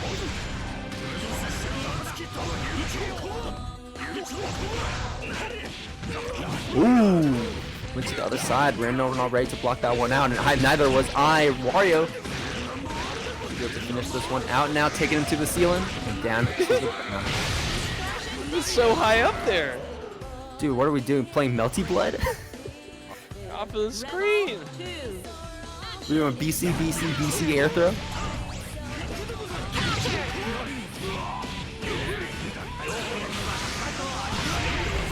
Oh, okay, caught the backdash, and that is a wonderful starter there for a Ram Nail.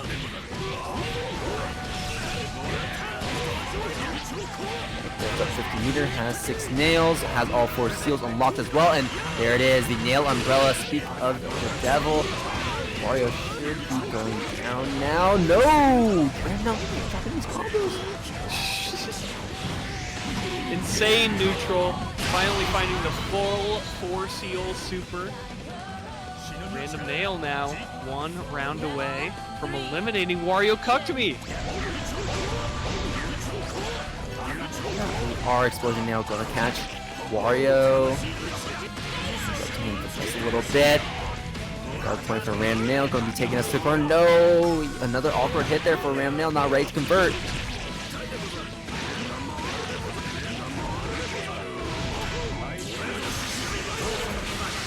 activation. OD in response as well. Tries to pop EA though, interestingly enough. Rando completely outside of that range though. We're going to continue resetting Wario until we get to a low enough life total to confirm a kill. Will this be enough is the question. I think it will.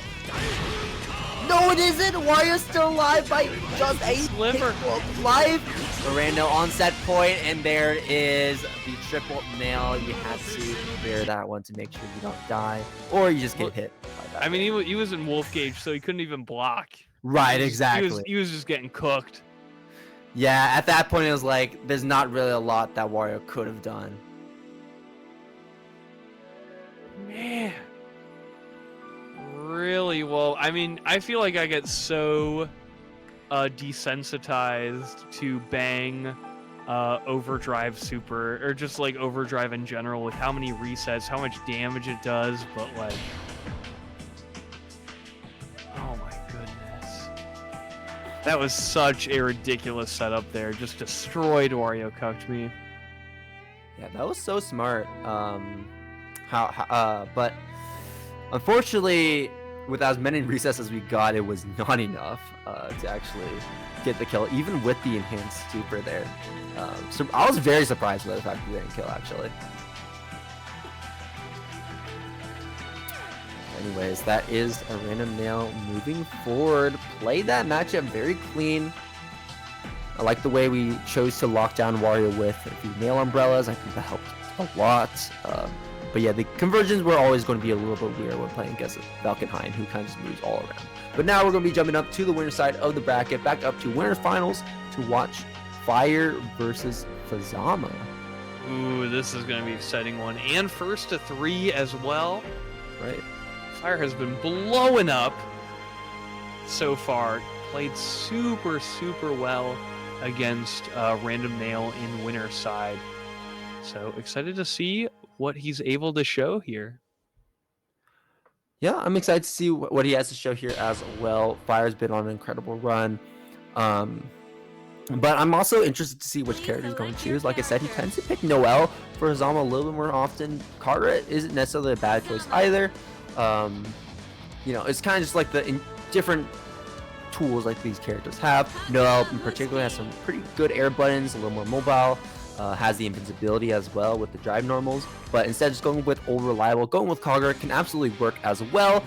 You know, just giant anti-airs can get Fuzzama out of the air. JC being that giant wall he can set up preemptively, and the amount of damage he does get can make it difficult for Fuzzama to make comebacks with the deficits that Fyre is going to leave him at. Let's do it to it. Let's see if you can overcome that deficit, if it will be enough. So we start on our winners finals between these two. Let's get it. Now start Fuzzama going on the aggressive. JA on the way in. And that fireball as well to get Fuzzama off the ground for just a little bit. Wyvern catches Fuzzama, but unfortunately the follow-up hit at a very awkward angle. Fuzzama ready to catch Fyre, dropping down, but the flash kick is going to connect. We're not going to get anything off of this overdrive. Fuzzama putting the hurt on to remind him of his mistake. Still gets the pick up here. Get the knockdown now. Respect the flash kick. Yeah, just backing out in the stance. And now is going to go right back in. Find the confirm with the combo. Not going to be enough to take the KO just yet. So we're going to try to reset into the overhead yet again. This time standing. And then we confirm those straight into those. Fantastic finish there for Fuzz.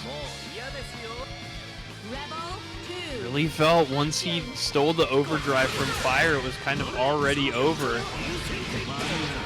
Went up with the sweep, not able to extend too far though from Fyre. Fireball is very scrambly. Fuzzama's just up backing that entire time. Fyre unfortunately not able to prevent Fuzzama from doing so. And now Fuzzama is the one that has Fyre with his back up against the wall. Flash kick though, going to connect. Yeah, we'll try to preemptively chase out Fuzzama in the air if we try to up back yet again, but Fuzzama stays around and put Fyre into a really awkward situation. Fyre just getting his ankles broken right now. the activation. Should be able to go for the meter, I want to say. No, not quite.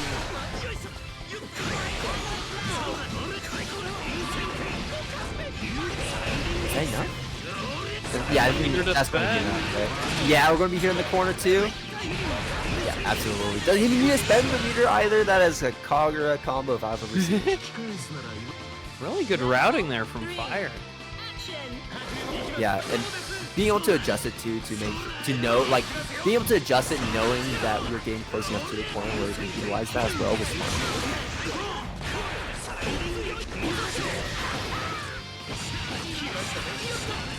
Oh, and this is going to be difficult now. Fuzzama going for the side swap route.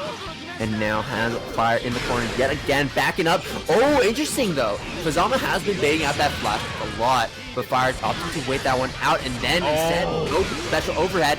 Yeah, that was going to be dead probably with such a huge starter.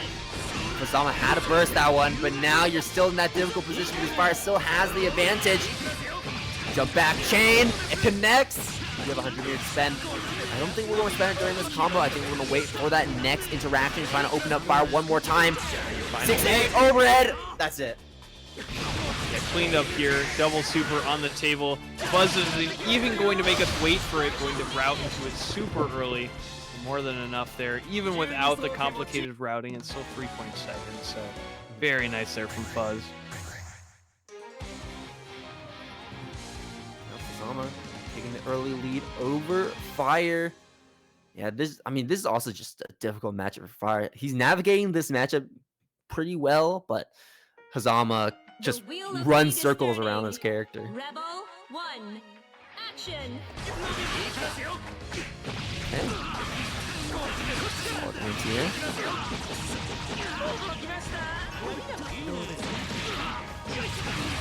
Throw, picking some more damage on the table. And right now we're just working on that perfect. The health bar is still bright blue, going to block out that flash kick. Burst comes out from Fyre. Going to swing around the screen yet again, just to make us hard to hit. And Fyre unwilling to press. It's really tricky. Right on over the fireball. Reset and go. Nice.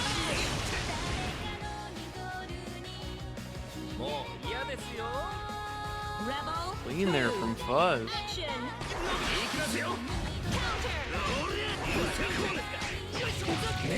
Out. Good press from Fuzzama as well. That can always be a little bit risky. With the back dash. So full stick of chains and full mash there from Fuzzama. Major belief in himself to press there. And it really worked out.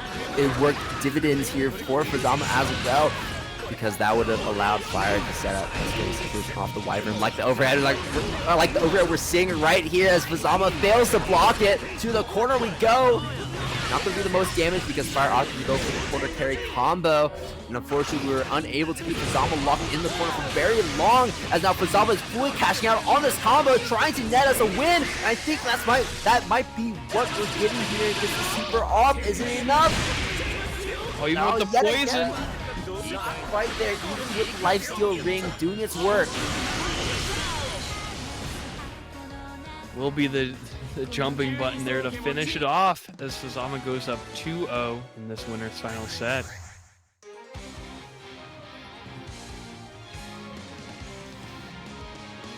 Fuzzama up 2 games. It's going to be hard for Fyre to climb back from. And Fyre still locking in to the Kagura. This is going to be his character of choice here for winners finals. And if he wins this one, he's going to have to take it all the way through. JC, that's a great start to have. And Fuzzama not going to be biting with the burst just yet. OD activation, and it works! Terrible spot to be in if you're Fyre now. Going to be taking a lot of damage. It says 3k there, but that is well over 3k as Fuzzama continues to stack up even more with these stray hits. Overhead connection. Fyre bursting that one so we don't die. Flash kick. The game. Oh, whoa. Fyre just whipped 2T and CFAF, but it wasn't enough for Fuzzama to punish. Oh, God. Fuzzama jailing him in with the JAs. JC Good job on the low. Wow! Navigating perfectly past 6C. With that Fuzzama will be taking the round. Dude, we were literally like an inch away from that hitbox there. That would have almost been perfect for Fyre, but unfortunately Fuzzama is just too clean with it. And there it is, finds the dive kick, getting a nice position immediately in set point. Here's the Fyre. This is their opportunity. Oh no! Does not help it, as just like that one does not. That's 3 hits Fyre has gotten and hasn't really taken anyone to the bank. Oh, that is a massive hit though. Counter hit as well, so that's going to be increasing damage on this confirm. We have the mirror to back it up, but unfortunately we don't have the OE to back it up. That's going to not be the win there. Fuzzama still alive, finds the Aerodat yet again. Fyre has not blocked any of these, and that will be it, I believe. I gotta trust Fuzz on this one. No! Combo 2! We go for the run up, command grab super. Is this one enough? Yes, it is. Fuzzama. Little sloppy towards the end there, but still closing it out. Even opting to spend that OD towards the end there, as Fuzzama is in winner's side grand finals. Man, I'm doubting Fuzzama in the future then. I can't believe how let down I feel. Like, come on. Fuzzama's not supposed to drop his combos, right? He's supposed to be he's supposed to be the one that gets the confirms, right? On. All right. Well, securing that, as now we are going back to first to 2 for one more game as we get Aerodat versus a random nail. Aerodat has been on a tear tonight, beating Jahvahn and Soliloquy on loser side. Right, 2 big names to be taken out there. And Aerodat even mentioned that he was not familiar with the new matchup. So the fact he's able to get in the end just shows how locked in Aerodat is right now. But you really need to lock in if you're going to be playing against the Bang. A random is going to be way more scrambly compared to the previous characters.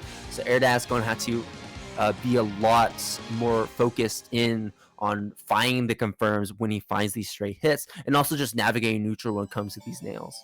Oh yeah, and Aerodat was sent to losers by a random nail, as Ice School pointed out, and in a pretty dominant fashion by a random nail as well. So we'll see what Aero has learned on the loser side. We can put that into practice. It's a hard character to play against, but Aerodat right now is on such a huge roll, has so much momentum going in his favor, and right here we are going to be gaining a little bit of momentum as that ball starts rolling down the mountain. Pushing into the corner, 5B meaty, but that's going to be the guard point from a random nail to steal the corner and do a good amount of damage on Aerodat as well. Has all 4 seals unlocked, not opting for the bumper or the umbrella pressure until the next block. Nice. Overdrive health Fang means you can convert off of that meteorously bold answer there. Now has to deal with the rest of the Bang overdrive. Looks like it's going to be damage instead of the reset here.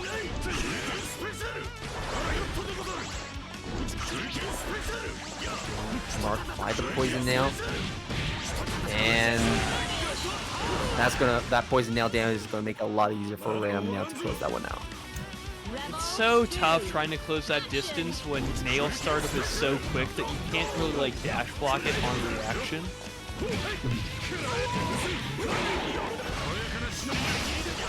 Run up, throw, gets teched.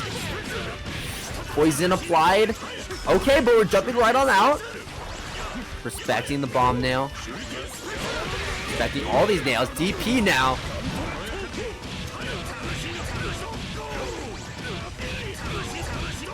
The nail is random. This is not looking good for Aerodat. No, not at all. And then Ram now really trying to hammer that point home. Great block on the overhead. OD activation at the tail end of the umbrella. Trying to make something happen, but unfortunately no dice.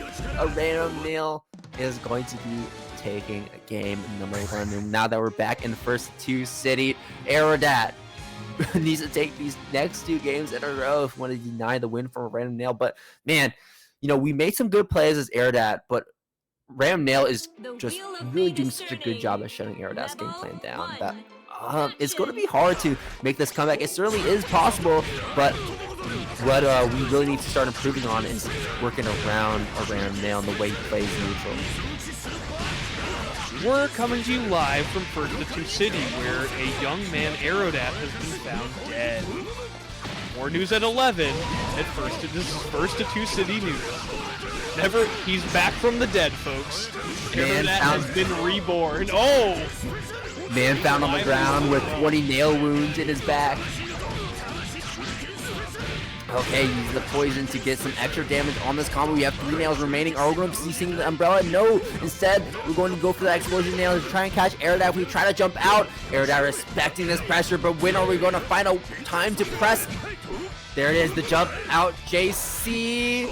Double jump this time. JC on the other side. He stole the corner. Random nail still has that OD left. Still has a lot of meter left. So Random goes for that burst. I don't think he will because Aerodat can't kill this combo just yet. We need one more interaction. We're going to be saving that 50 meter for this next mix. Coming in. 5B. Counter. Tries to end the combo early. No, the 5D is not going to work. That drop there out of nails, though, from a random nail. Can't live by his name, trying to sweep in with the 50 meter. Oh, tries to go for the air throw, and we still get the connection with the 5D anti-air. Well, all we need to do is just press big buttons.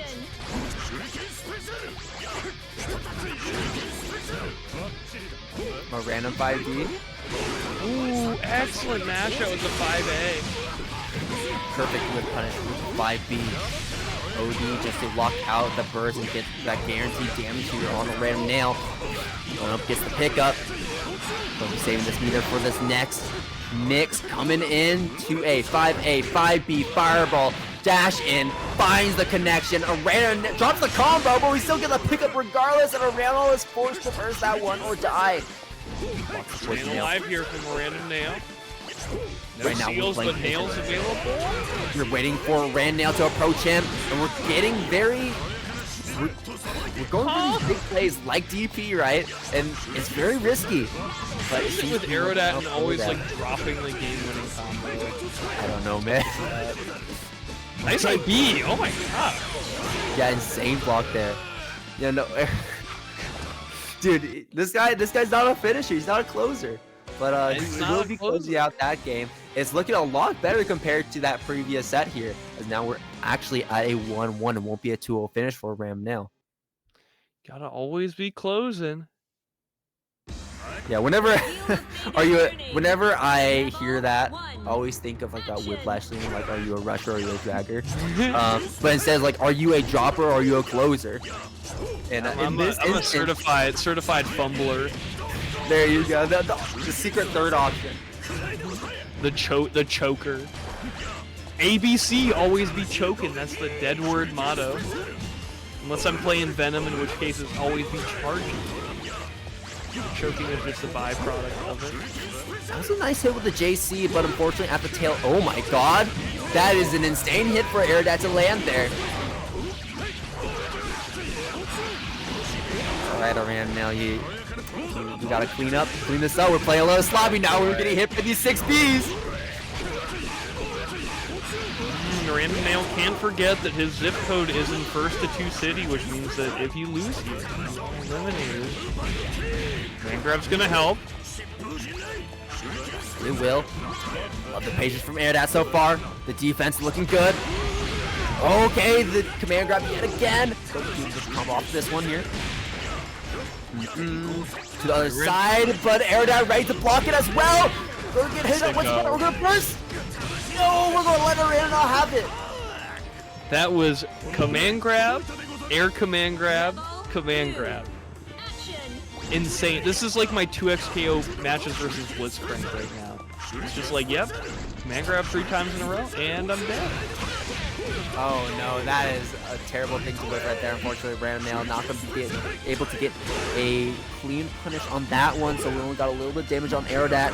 Still though, we got to be very careful about making these mistakes, as the Random Nail is always ready to find those hits.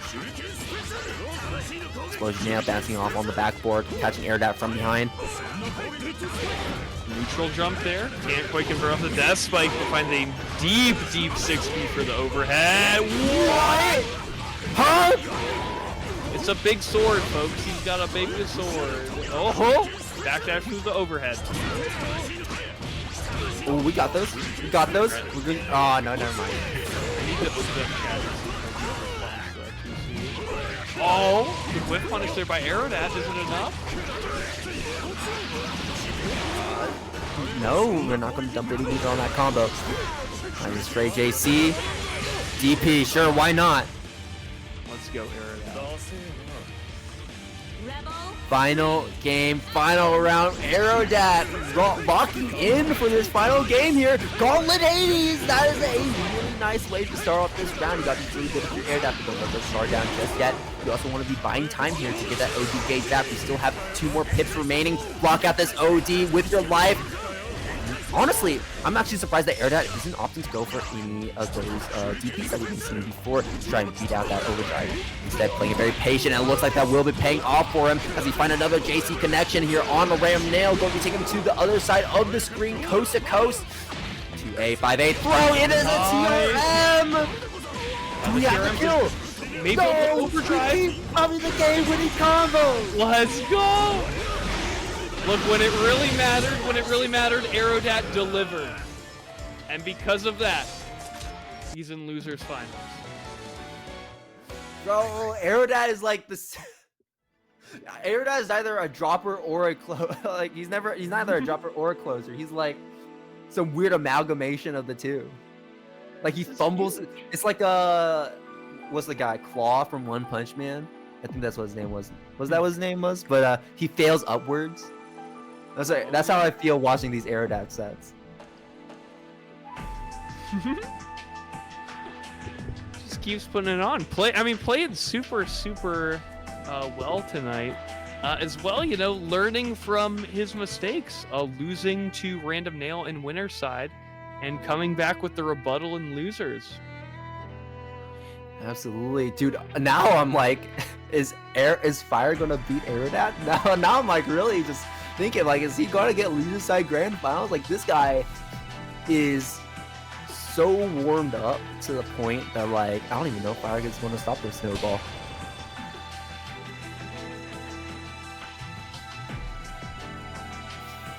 See, can Fyre come between Aerodat and grand finals? Yeah. But I'll say Fyre is generally a lot better when it comes to playing that defensive game here against Ragna. Because in that previous set too, I feel like Ragna was getting hit by a lot of things that he probably shouldn't have. Like we're just going for like the very simple Ragna 6Bs, and the fact that so many of those 6Bs connected was very surprising to me.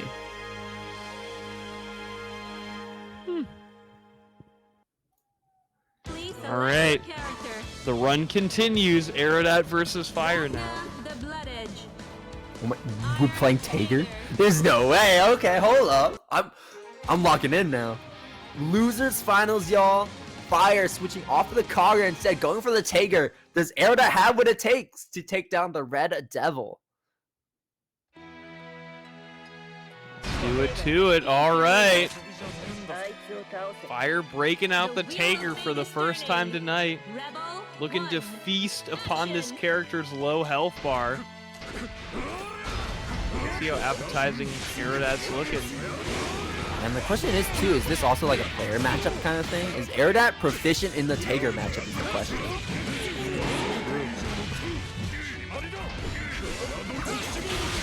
Oh, that is big there to get on the 6B. Got your finger. Okay, Hell side, go to hit on the other side. Getting a nice punch there on Fyre. Knockdown, jump, good block on the JC on the side of Fyre. Blocks the JC yet again, but doesn't block the Gauntlet Hades. RC to extend the combo. Where we go? It's going to be now. Ooh, Magnetech Wheel as a reversal. Going to be getting the knockdown there as well. And take him into the corner. We do have Sparkle available. And that was a really smart play from Fyre as well. Noticing that Aerodat is magnetized and respecting any of those jump out options to try to go for them, and instead just going for that JV to pull back in. Yeah. Aerodat choosing the DP there, maybe a little ill-advised with the benefit of hindsight. Now taking a grip of damage off that starter. My goodness. 6B connects, Fyre not blocking it. We saw how Aerodat took so much damage from these OGs as well. Like Fyre has been representing some very good OG timing. Aerodat's gonna have to play a lot safer here on offense to make sure that we're not getting blown up by these. Momentum is active. OD from Aerodat just going to elect to press on this one here. Into the super, and sure it hits.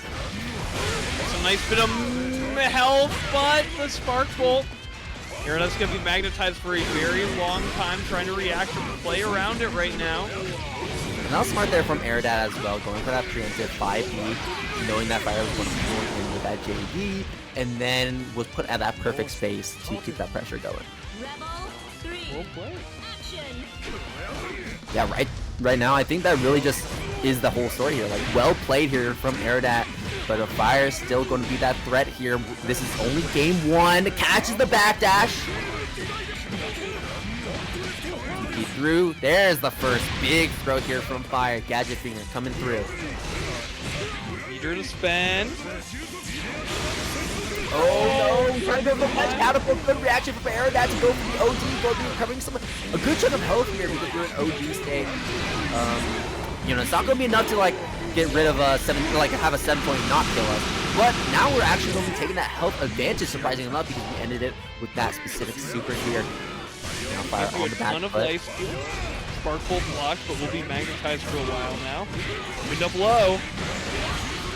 Aerodat going to be getting burst back pretty soon as well. That is going to be very monumental. The tech on the purple throw.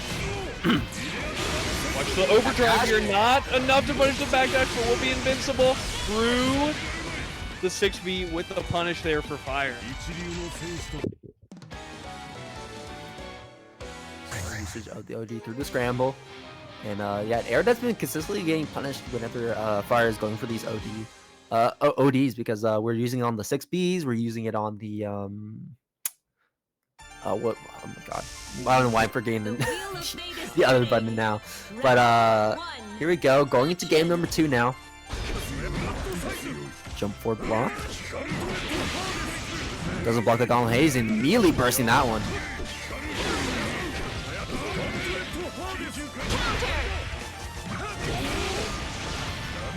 We're taking it all the way up.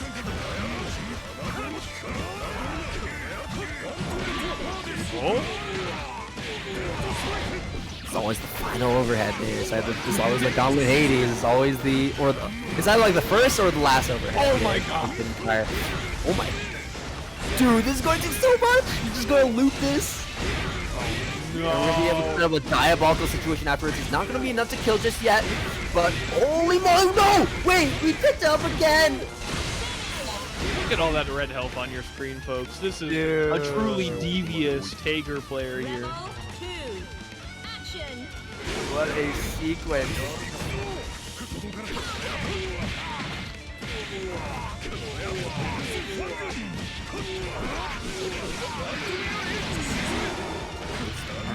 Aerodat once again getting this really nice corner positioning, but we saw how that went for him last time.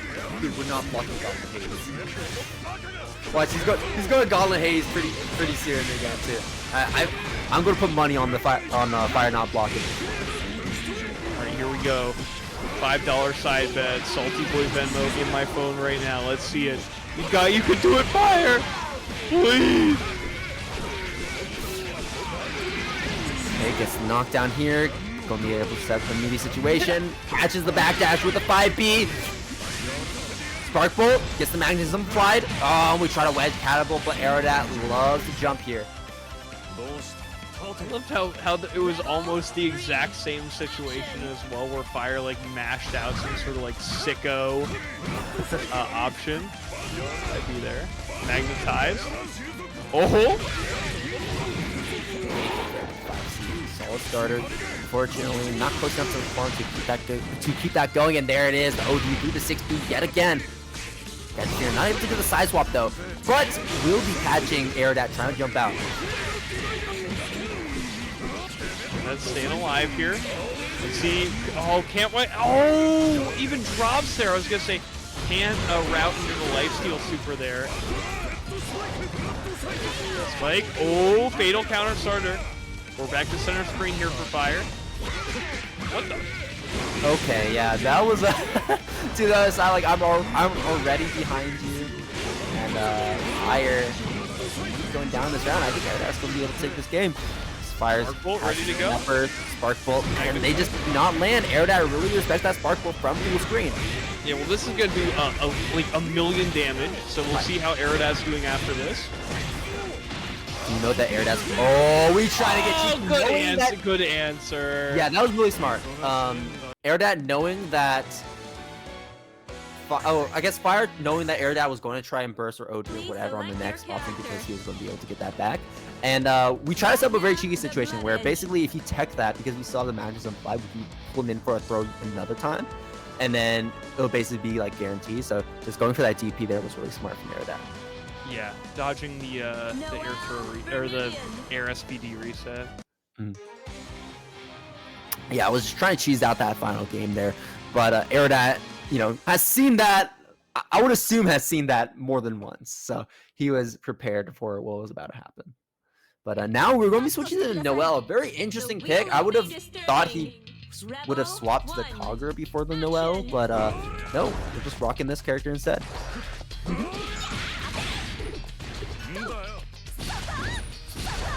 Alright, we worry that Aerodat may have to play the whole entire roster of Fyre here. The blunt rotation. If the Noelle goes down, if the Kagura will come out.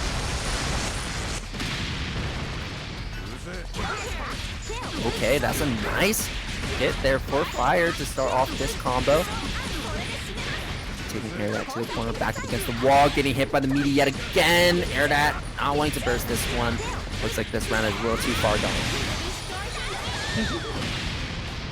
Okay, quick rebuttal there from Fyre. Way more confident on this Noelle. Probably feels like Rock Lee taking the weights off there, finally able to move in this game. Plays Kagura and Tager, like, come on. A decent run speed's gotta feel like you're Neo in the Matrix. Right, but like, honestly, like, out of all the characters who are more mobile than Kagura and Tager, which is a lot by the way, why Noelle out of all of them?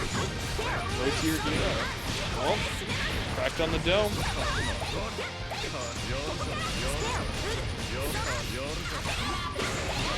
You're taking a bit off the toes. Aerodat, I think is showing like a very big gap of knowledge when playing against this character. You can tell he's kind of unsure where the mix starts and ends, and then you know, I mean, we're winning neutral here and there, but also just moving around the screen has been a little bit difficult here for Aerodat. Okay, but that's gonna be a nice confirm there. Once again, I don't think that's gonna be enough to kill, so we're going to find one more combo here against Fyre. Fyre does have OD, is going to pop it. We're not going to be getting a whole lot off of it though. The guard does jump right on over the red spot of the DP with a JD and gets the confirm. Fyre unloading there. With that, 2-1 versus Aerodat. There we go. I had such a brain fog there. I was trying to say open fire. That was my pun. That was my pun on Noelle shooting her guns. And the player's tag is Fyre. Bada bing, bada boom. Let's keep it going. Yeah. Okay. This is a much better start here for Aerodat now. Oh my god. Oh my god. We're losing so much damage here. Trigger? No burst. Aerodat holding on to it. And Noelle doesn't do a lot of damage anyway.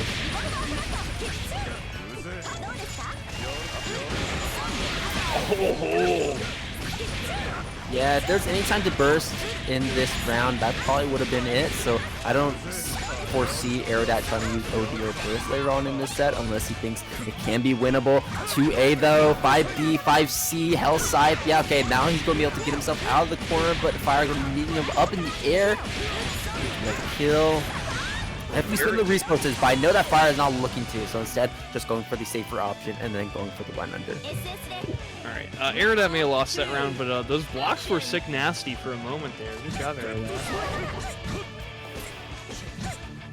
Instead of Tigger, the Noel is the one that's proving to be the real trouble here for Aerodat, as the Fyre is on a set point. Big throw.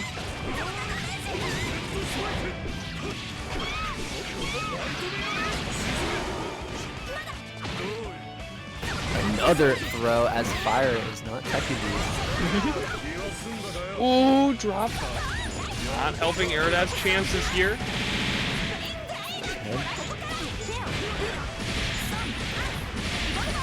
At 90 meters. Pressure right now. Too much. Aerodat having those good blocks again though. Block on the overhead. Down to the sequence. Catches with the drive button. Oh, we tried to whiff punish the 4D, but Fyre was a little too fast. Oh no, just there's finds no the way. meeting. Not it. Not enough. Fyre made There a we comeback in this round. Aerodat folding under the Noel pressure, and Fyre moving back to grand final to get that rematch against Fuzzama. But an incredible run from Aerodat to make it to 3rd. Man, what an escape there. What a run by Aerodat, making it all the way to 3rd here. But now we're going to get the rematch between Fyre and Fuzzama. Yeah, Aerodat, you know, had big gaps in knowledge when playing against the new matchup, when playing against the Bang matchup. So part of me still wants to believe that he could overcome all odds and then win the Noel matchup as well. But it looks like it was not meant to be, as a Noel proved to be too big of a problem, too big of a roadblock to overcome. And yeah, I mean, Noel can be a tricky character. She can be very knowledge checky if you're not familiar with how she plays, how she structures her offense. And you have to go for options that are a little more unorthodox. Alright, Fuzz has returned. The final match of the night. And folks, don't forget what you're watching right now. This is Boston Blue Beat Online Weeklies. We're back, folks. Check it out. We've got Monday, BlazBlue Central Fiction. That's what we're watching tonight. As well as we have Tuesday, Guilty Gear Plus R. And Wednesday, we have Uni 2. And those will all be running on this channel at 8 p.m. Eastern Standard Time. So, you know, if you are interested in watching those other games, be sure to tune in on those days. And if you just like watching Central Fiction, then come back next Monday and we'll be right here again. Yeah, and if you also want to get a little bit of that offline action, Boston Blue Beat will be running their November monthly on the 8th over in Boston. If you're in the area, go ahead and support the event. If not, support it from the stream. There's going to be a lot of games. Under Night, BlazBlue, Strive, all the Guilty Gears actually. Grand Blue, Accent, Grand Blue, Actions Again, and then Sailor Moon S. So make sure that you tune in for that. It's going to be a good one. And in just 2 weekends, we have SQXL Burst LaBurst going down in Durham, North Carolina. This will be the first time the tournament is being done, so be sure to register for that. And know that we have 9 Mage Stage games, all the Guilty Gears, Grand Blue, French Bread, and of course BlazBlue Central Fiction, being run by our lovely community member DGF, who's just added a bunch of money to the pot since we have over 25 players. So get down there, register for SQXL Burst LaBurst. It's going to be really exciting. Yeah, and what else is going to be exciting is Roundhouse at the end of this month. In just a few weeks, it's going to be the 5th Roundhouse over in Illinois.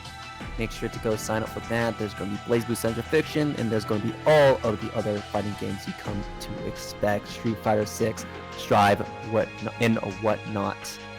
You can see the link right there, and there's going to be a lot of players that are going to be showing up to it that are very good at this game. So make sure that you're tuning into the stream and supporting the event. All right, and with that, the next exciting thing will be grand finals here between Fuzzama and the one and only Fyre, showing the depth of their character pool here. And now this is the matchup I was previously expecting there in Winners Finals. I was fully expecting him to pull up the Noel instead of the Kagura. And now this is what we're going to be seeing. Yeah, Noel has some... Okay, I think arguably the Noel matchup is worse going into Fuzzama. Arguably. Yeah, I think they can be pretty interchangeable. But what Noel has is, more movement, which is always going to be nice and helpful against a character like Fuzzama. And you do have access to incredible air buttons. And the invincibility she gets off of her drive in normals tend to be pretty important here when dealing with Fuzzama's pressure. So we'll see it come in. I'll point it out when we see it. But right there's that big button, the air approach. I mean, something like JC is going to be very, very good at just walling out Fuzzama.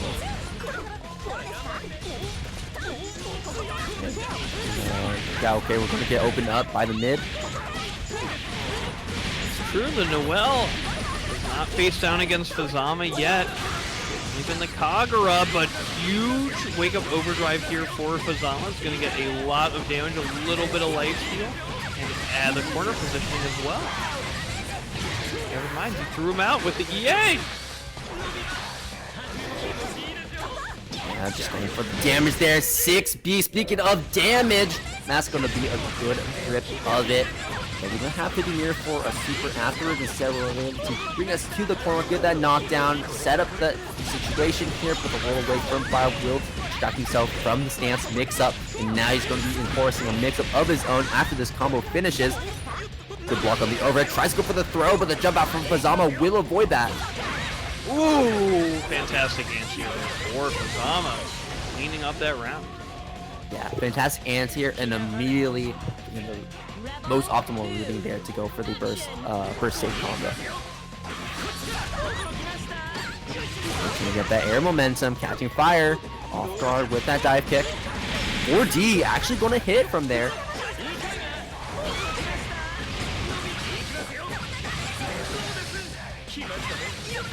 Here's the Fuzzama damage we know in the Oh my goodness. Oh good heavens. Fuzzama does not deserve that damage, but that's what he got.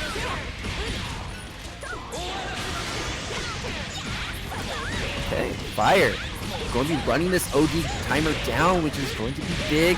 We're going to let Fuzzama have access to those practically infinite chains and life steal ring there to increase the amount of damage he gets off his combos. If he was able to find a hit with OD, this combo would have been enough to kill, but because of that, he's not going to be able to kill just yet, as Fyre has one more chance to live.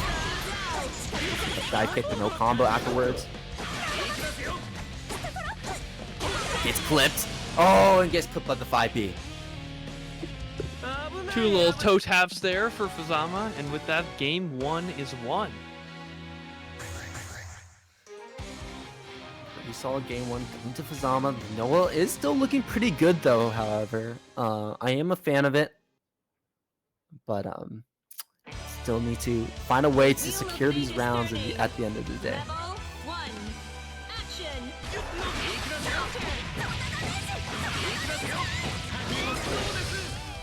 Interesting combo reading. Into the corner? Yeah. Fyre starting off at the back foot. Tries to get a nice little drive out, but Fuzzama able to catch it. Yeah, it's just so risky trying to press against that 5B stagger pressure because he's just so plus.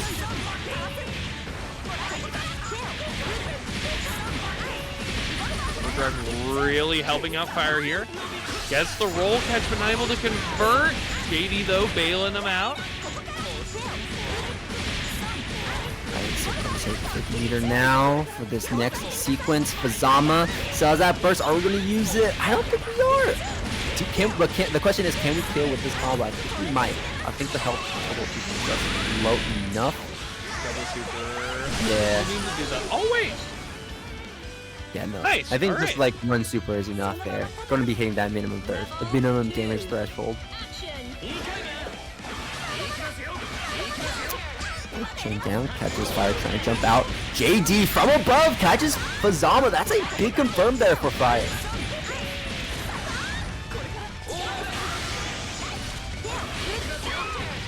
Oh. Speaking of big confirms, this is going to be a massive one here for Fuzzama. Taking away 50% of Fyre's health bar and putting us into a very nice situation. And he's getting out an anti-air attempt from Fyre, but nothing coming out. And getting the cross-up as well, keeping this one mostly burst safe.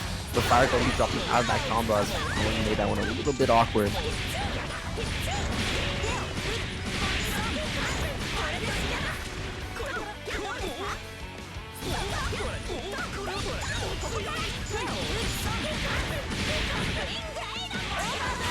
Nice OD. And maximize damage from this combo because we don't want Fuzzama to have access to that burst later on in this round. Here's the double super. No! Oh, no!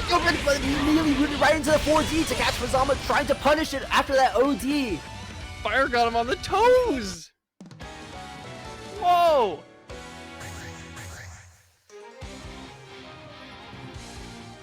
Really close round, but looks like Fyre was finally able to close out a game there and get a few rounds of his own. So going to be quite the grand finals here, as now we're sitting at that 1-1 score. The wheel of fate is turning. Rebel 1. Fyre not going quietly. Oh, bit of an awkward JD there. Not sure what we're trying to catch, but either way, Fuzzama is the one that's going to be catching Fyre and tossing him into the corner here. Going to be getting the hard knockdown to a meaty. Tries to mash once again. This time, Fyre going to be going for the Reaper. Woo.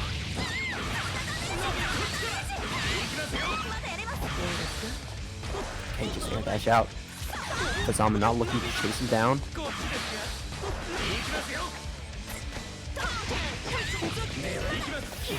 Counter hit, chase down the backdash with the stance.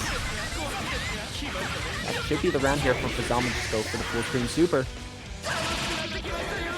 He's up here for Fuzz. Super dominant, super high combo damage. This is the Fuzzama that we're used to.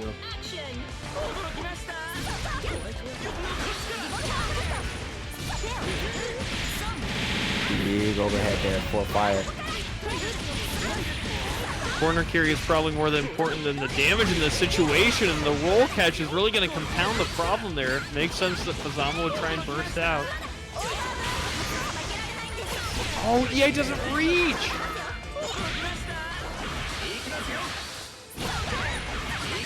Oh, yeah.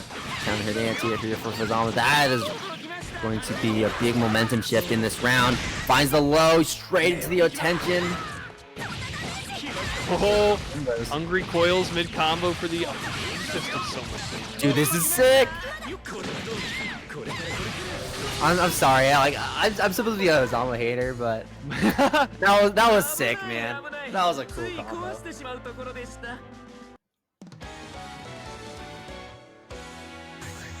Oh my gosh. Please select your character.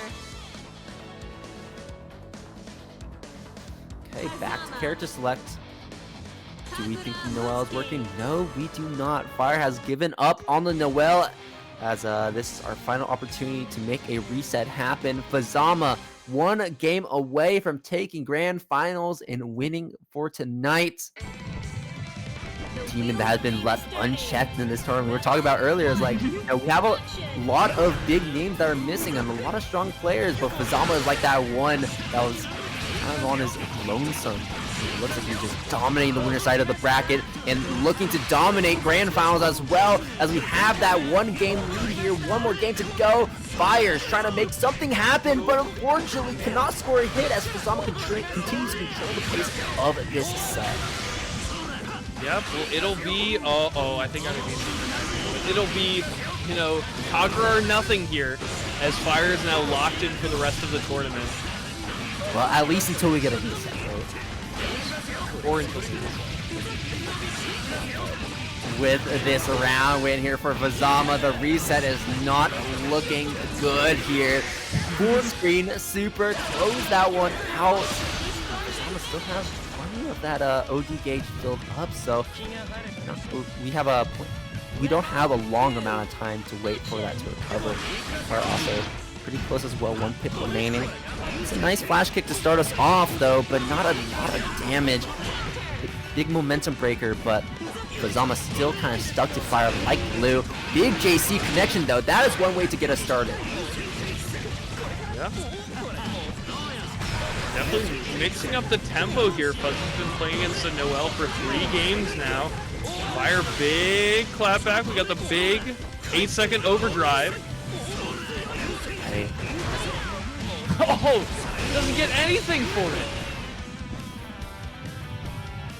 No, not at all. Fuzzama's just sitting duck there in the corner, and now it's wasted that OD gauge. Fyre getting to keep it during that round, and now is going to be going into set point for Fuzzama. Looking pretty good, though this is not looking good, as Fuzzama is going to be bringing him straight to the corner. So wake up option, walk it out, flash kick, uh-oh! Yeah, burst from Fyre, not willing to take that damage. Nice J-Ling. Fuzzama's really been good about finding that J-A and mixing it up between air throw and that, like, delayed chain to catch people trying to mash and move. Marshall out. Can't quite find the anti-air, though. Fyre is back in. Right, if we get a good hit, we can just root straight to super and deny the burst, but we weren't able to get super fast enough as Fuzzama is still alive, getting it out just in the nick of time. Fyre now just opting to send out the fireball. Keep control of the ground pace, sends out the super, and it combos. Fyre brings us to a game 5. All right, do or die here. Do or die indeed. Both the players are locked into their characters now. We cannot swap to Noel. We cannot swap to Tayers. We're gonna be doing it with the Kagura. Let's see if we can change history. Let's see if we can change that winner's finals score, that 3-0 that Fuzzama got previously. Oh, we got a 2-2. Big throw there for Fuzzama though. No burst from Fyre.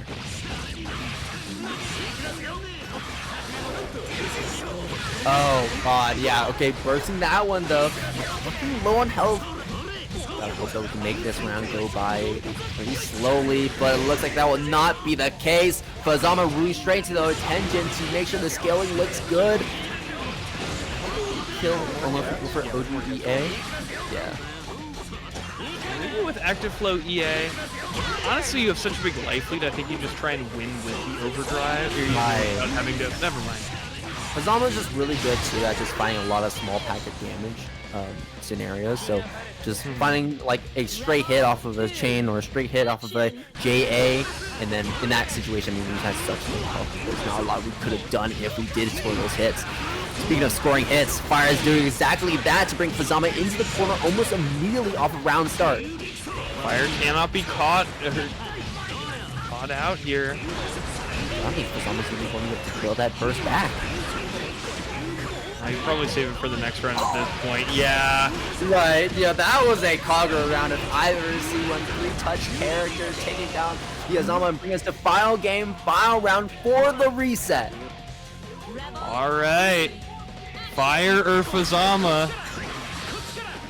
What's it gonna be? Or we'll be crowning a champion. Will Fyre have to fight? Oh, that was so scary. Huge hit. All right, Fuzz is in. Quarter pull. Now ready to block it. Going back into the corner. Here we go. Bring him up high, get the knockdown off the dive kick. What's it going to be now? Backing up, respecting the flash kick, respecting the burst. It's no attention. We don't have the mirror to get the kill just yet, though, right? Wait, hold on. Keep the scaling. Keep the scaling. Keep the combo. Do we have it? Do we have it? One more jump cancel, not enough. Chip range though here for Fyre. Really has to be careful blocking this out. Cannot get hit by a chain, a stance move, nothing of the like. Wyvern in. For his life. Fireball out. Fuzzama knows we can just time us out. We can wait for Fyre to make the risky approaching options, and we're just dancing around the screen, playing as lame as possible. Block the mix-up. Can we do it? Yes, we can. Big hit. Fireball gets it in. Tries to counter assault, but we bait it out. Fyre super active here, gaining overdrive at a crazy rate. Fuzz gonna be close to his overdrive as well. Opened up low, has to get the burst. Yeah, super was available like we were talking about Salty for the lockout, but it's the reset there for Fyre. There is no way. Fyre. The gap? The comeback? Dude. Fyre, you can't lose now. You cannot lose now. You gotta win.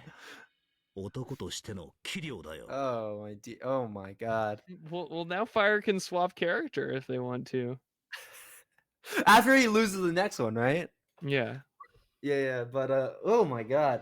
No, I think he's going to be doing it with the Kagura now. He's looking on fire, so to speak, with the Kagura at this point in time.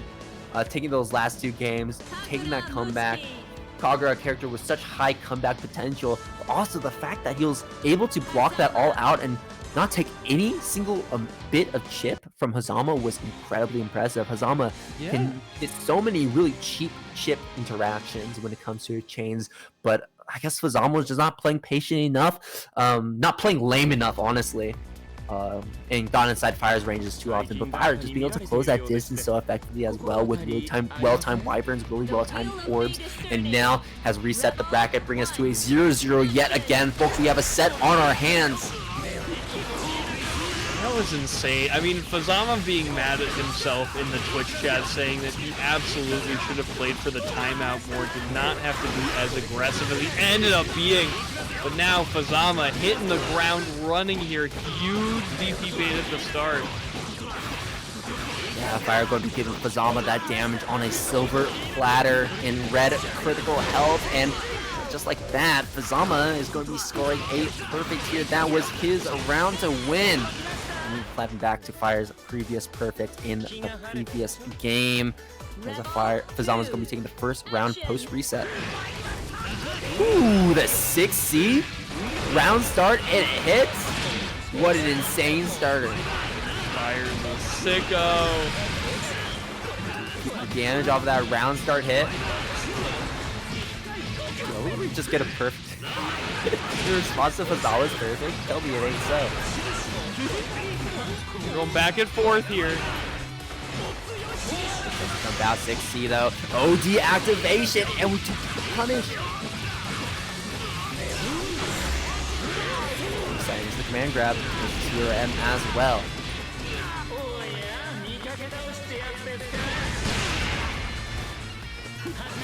And look at how much life Fuzzama was able to gain off of that command grab. That was quite a bit. Oh, very delayed. RC there was hoping that it would just connect. Look at the burst, able to find it. You burst that one? Okay, Fyre. You gotta live. You're right. Actually, I forgot that Fuzzama was up around. I mean, forgot. Fuzzama did win the first round super quick. Yeah. But no, that was a difficult position there that Fyre got put into. Probably should have bursted the combo a little bit earlier, but it is what it is. You took so much damage off of that sequence that Fuzzama got off that OD, and the reset as well was monumental to taking that win. But that's only first game. Fuzzama took first game last time, and you saw how Fyre was able to make that comeback. ODEA, Fuzzama just out of that range, going to snag him with the chain.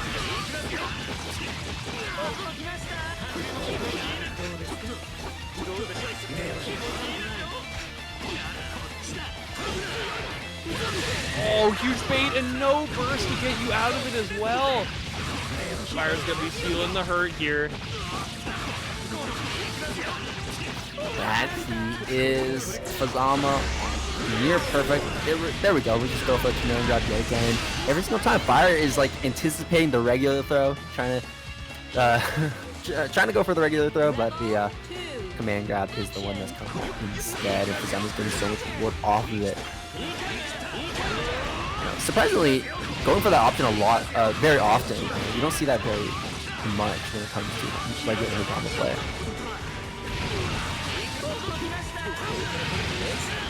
Okay. Flash kick. Sets up the orb. Okay, actually catches Fuzzama trying to poach with the chain. 6C has that OD active and will find a way out of the corner, but puts himself immediately back in. The knives catch Fyre as he tries to go in for the punish though. Blocks out counter assault as well, not wanting to deal with any more of the overdrive pressure. See if the active flow brings the burst back fast enough for Fyre. It's looking close. Has to do it right away though, and Fuzzama's so bursty. No hope. Yeah, bursting all the way up from Canada, and Fuzzama getting that round, as that's going to be 4 rounds in a row post reset. It's always like this, man. It's always like this. Like we go on an insane reset, we get an insane comeback, and then you just cool down. You get a little too comfortable. Now Fuzzama maintaining control of this grand finals, now up 2-0. Fyre really mulling this one over. Do we end this off with the Kagura? Do we commit to the Kagura? Do we commit to the Noel? Or do we commit to the Tiger? Decisions. It looks like the Kagura, you know, the Kagura is the one that brought us here to the reset in the first place. The Kagura is what's going to allow us to win. See if that's going to be a possibility as we get into game number 3, potentially the final game of tonight, as Fuzzama is just as heated up here with the lead they've acquired.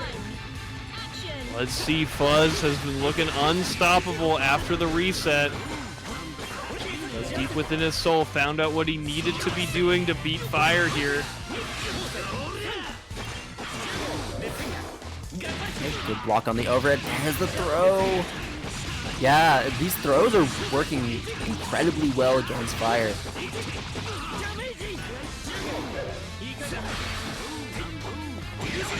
5B tries to establish staggered pressure, but the flash kick from Fyre could be a little bit risky, but you know, it's like either that or eat 5Bs to the face multiple times in a row. You are going to be doing this damage, however. Drop the combo, flash kick, RT, ready to get that confirmed.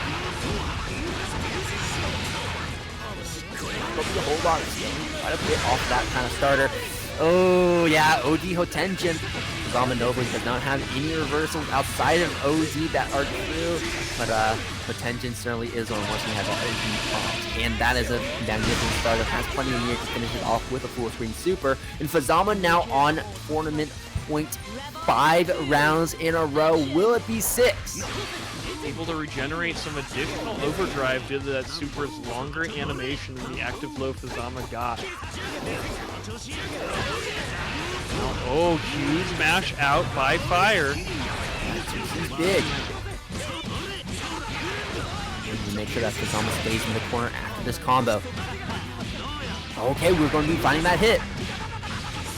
So this is going to be Fyre's round to win, if anything. This is the start of the comeback. Oh, tried to bait out the burst. But not going to give it up. Counter assault to stay in the game. Base the BFAP, but not close enough to punish. 5Ds. This time Fyre playing a little more patient than previously. Great defense from Fuzzama! OD, but doesn't get the punish. Flash kick going to be avoided in trying to keep it safe. Convert. Oh god, hold on. Oh, the knives. Yeah, nice to keep it safe. Just a little bit further away. Came from above, doesn't get blocked. Hotenjin's also going to waste some time on that overdrive, but now, you know, Fuzz, pretty big drop there. Huge hit. Back with the chain. Hotenjin coming through. Let's see what the scaling looks like. I think the scaling might be a little too much. There's one more guess, and there's going to be overdrive on deck for Fyre here.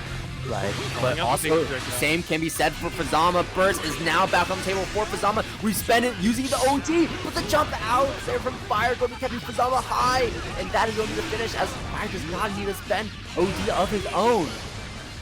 Yeah, now Fyre going to be at a pretty significant overdrive advantage, like you were talking about, Salty. You can do it. OD will definitely be a factor in this round regardless because that OD gauge is going to be recovering quite quick here for Fuzzama. It just depends on when in the match it will be. If Fyre was able to win that round start, it would have been scary for Fuzzama because there was a high possibility we could have actually ended the match before that OD became a factor yet again. But now, because Fuzzama has been able to buy time there with combos of his own, he's definitely going to be having that as a resource available to him. He's going to be taking that into account here as Fyre is the one going to be establishing this corner control. So, beat him up. This combo with the wall.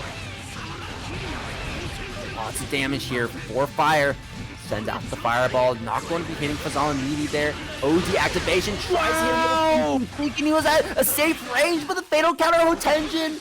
The perfect spacing from Fuzzama to make that happen. But unfortunately, you were not able to get a combo off it because of the trade. And Fuzzama will be going down as Fyre is able to finally take a game here post reset. Fyre staying in the game here. That was quite a climactic ending there. The dash cancel on the Hotenjin to get that additional range to threaten the 2C. But yeah, that trade really messing up the type of linear combo that Fuzzama would like to go for. We did see the whiff hungry coils, like Fuzz trying to like save the knockdown at least a little bit, but man. Air throw, that's a big way to start things off. And obviously not going to be the biggest amount of damage, but what we really care about is that corner positioning. ODR, but no respect for it. Fuzzama just going to keep on pressing and going to get rewarded for it as well. Fyre looking a little bit worse for wear in this round. Fuzzama might push himself onto tournament point yet again, and it looks like that will be the case as he roots straight to the Hotenjin for the big beefy combo. Or not. Doing too much here. This Wyvern may change the script that Salty Boy has illustrated for us. Fyre now. Suddenly back in the game, but it's not for long, immediately ending as Fuzzama is able to net an overhead to bring himself to tournament point. Following that script, word for word. Now we are just one round away yet again. Fuzzama consistently coming so close, but Fyre always finding some way to squeak out the win. See how this is going to shape up. Oh, the jump, but this time Fuzzama was ready for it.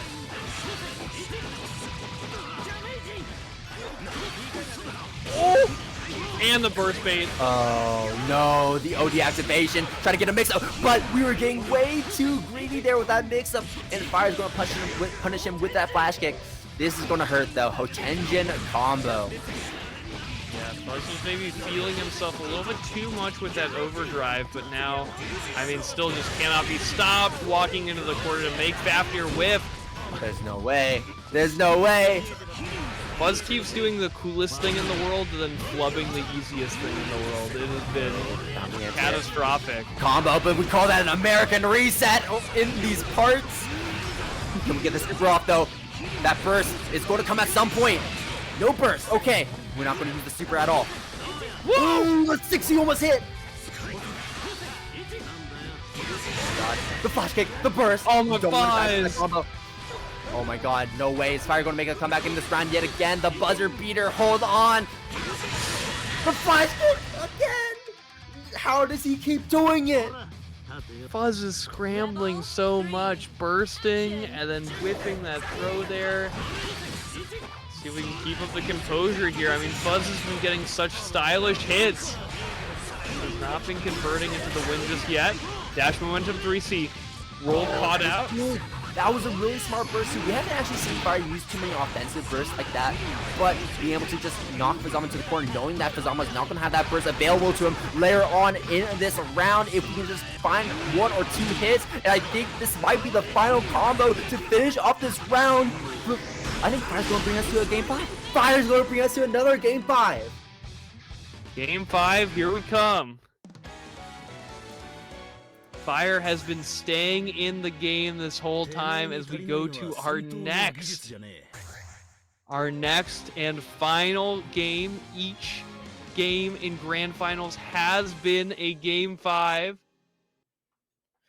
Yeah, Fyre continuing to flip the script. Fuzzama had such a good winners finals round, winners final set too, with that 3-0 over Fyre, but Fyre gained that download, so to speak, here with the Kagura. Still looking really rough though, but you know, be able to squeak out these comebacks when it really matters is the big deal here, because Fuzzama, I think, just kind of messing up our inputs and playing a little too sloppy once we know that we're getting close to that win.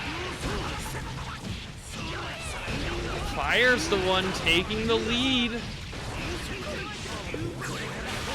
Okay, sets up the fireball, but yeah, Fuzzama has to respect it after that OD tries to send out the EA, but that's going to completely whiff, giving Fyre a free win here in this round. Yeah, Fuzz just seems to be scrambling in every section of the game plan, from defense to offense to neutral.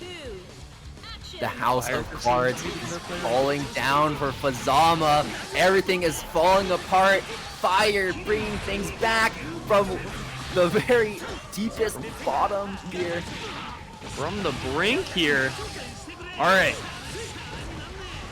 Doing a lot of talking about Fuzzama, but he, you know, may as well just be like, oh man, I'm not playing very good. Time to lock in. Might as well. There it is, the flash kick on 5D staggered pressure yet again. Fyre just so willing to let it rip when Fuzzama has those plus frames. You cannot let Fuzzama have any real advantage right now. Not when you get a hit like this right here, stacking up that damage. Fuzzama knowing we're one combo away. Are we willing to pop OD, or are we willing to spend that burst? That is the real question here. And we'll see it pop soon enough.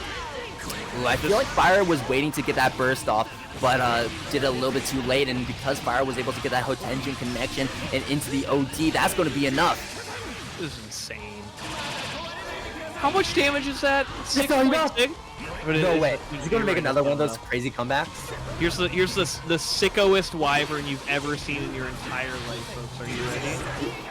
Oh, the flash kick whip, but no punish! Oh, but no pickup! Alright, and with that, overdrive is popped. It will be enough. And that is it. Fyre taking it to game 5 every single time and securing the victory this week over Fuzzama. Insane. This may have been the hypest Boston Blue Beat Weekly I think I've ever commentated. How does he do it? This is insane. How does the old man do it, man? Oh my god. Fyre taking the win with the Kagura. Somehow, some way, just finding it deep within his soul, getting the anime backstory in 5 seconds, and then just sweeping with the win. Really great stuff to Fyre. Congratulations for taking first place here at Boston Blue Beat. If you want to support him, make sure to go hit up that ! match arena to claim a little bit more of those codes. And also remember, congrats to Fuzzama and everyone else that made top 8 here. A random nail soliloquy. Aerodat, Jahvahn, Thun, Lunk, and Wario. You all played fantastic. Thank you all for putting on such a great show for such a big bracket this week. Yeah, and we'll see you all again next week. It's been a pleasure, but it's time to hit the showers. Thanks for coming. Have a good one, y'all.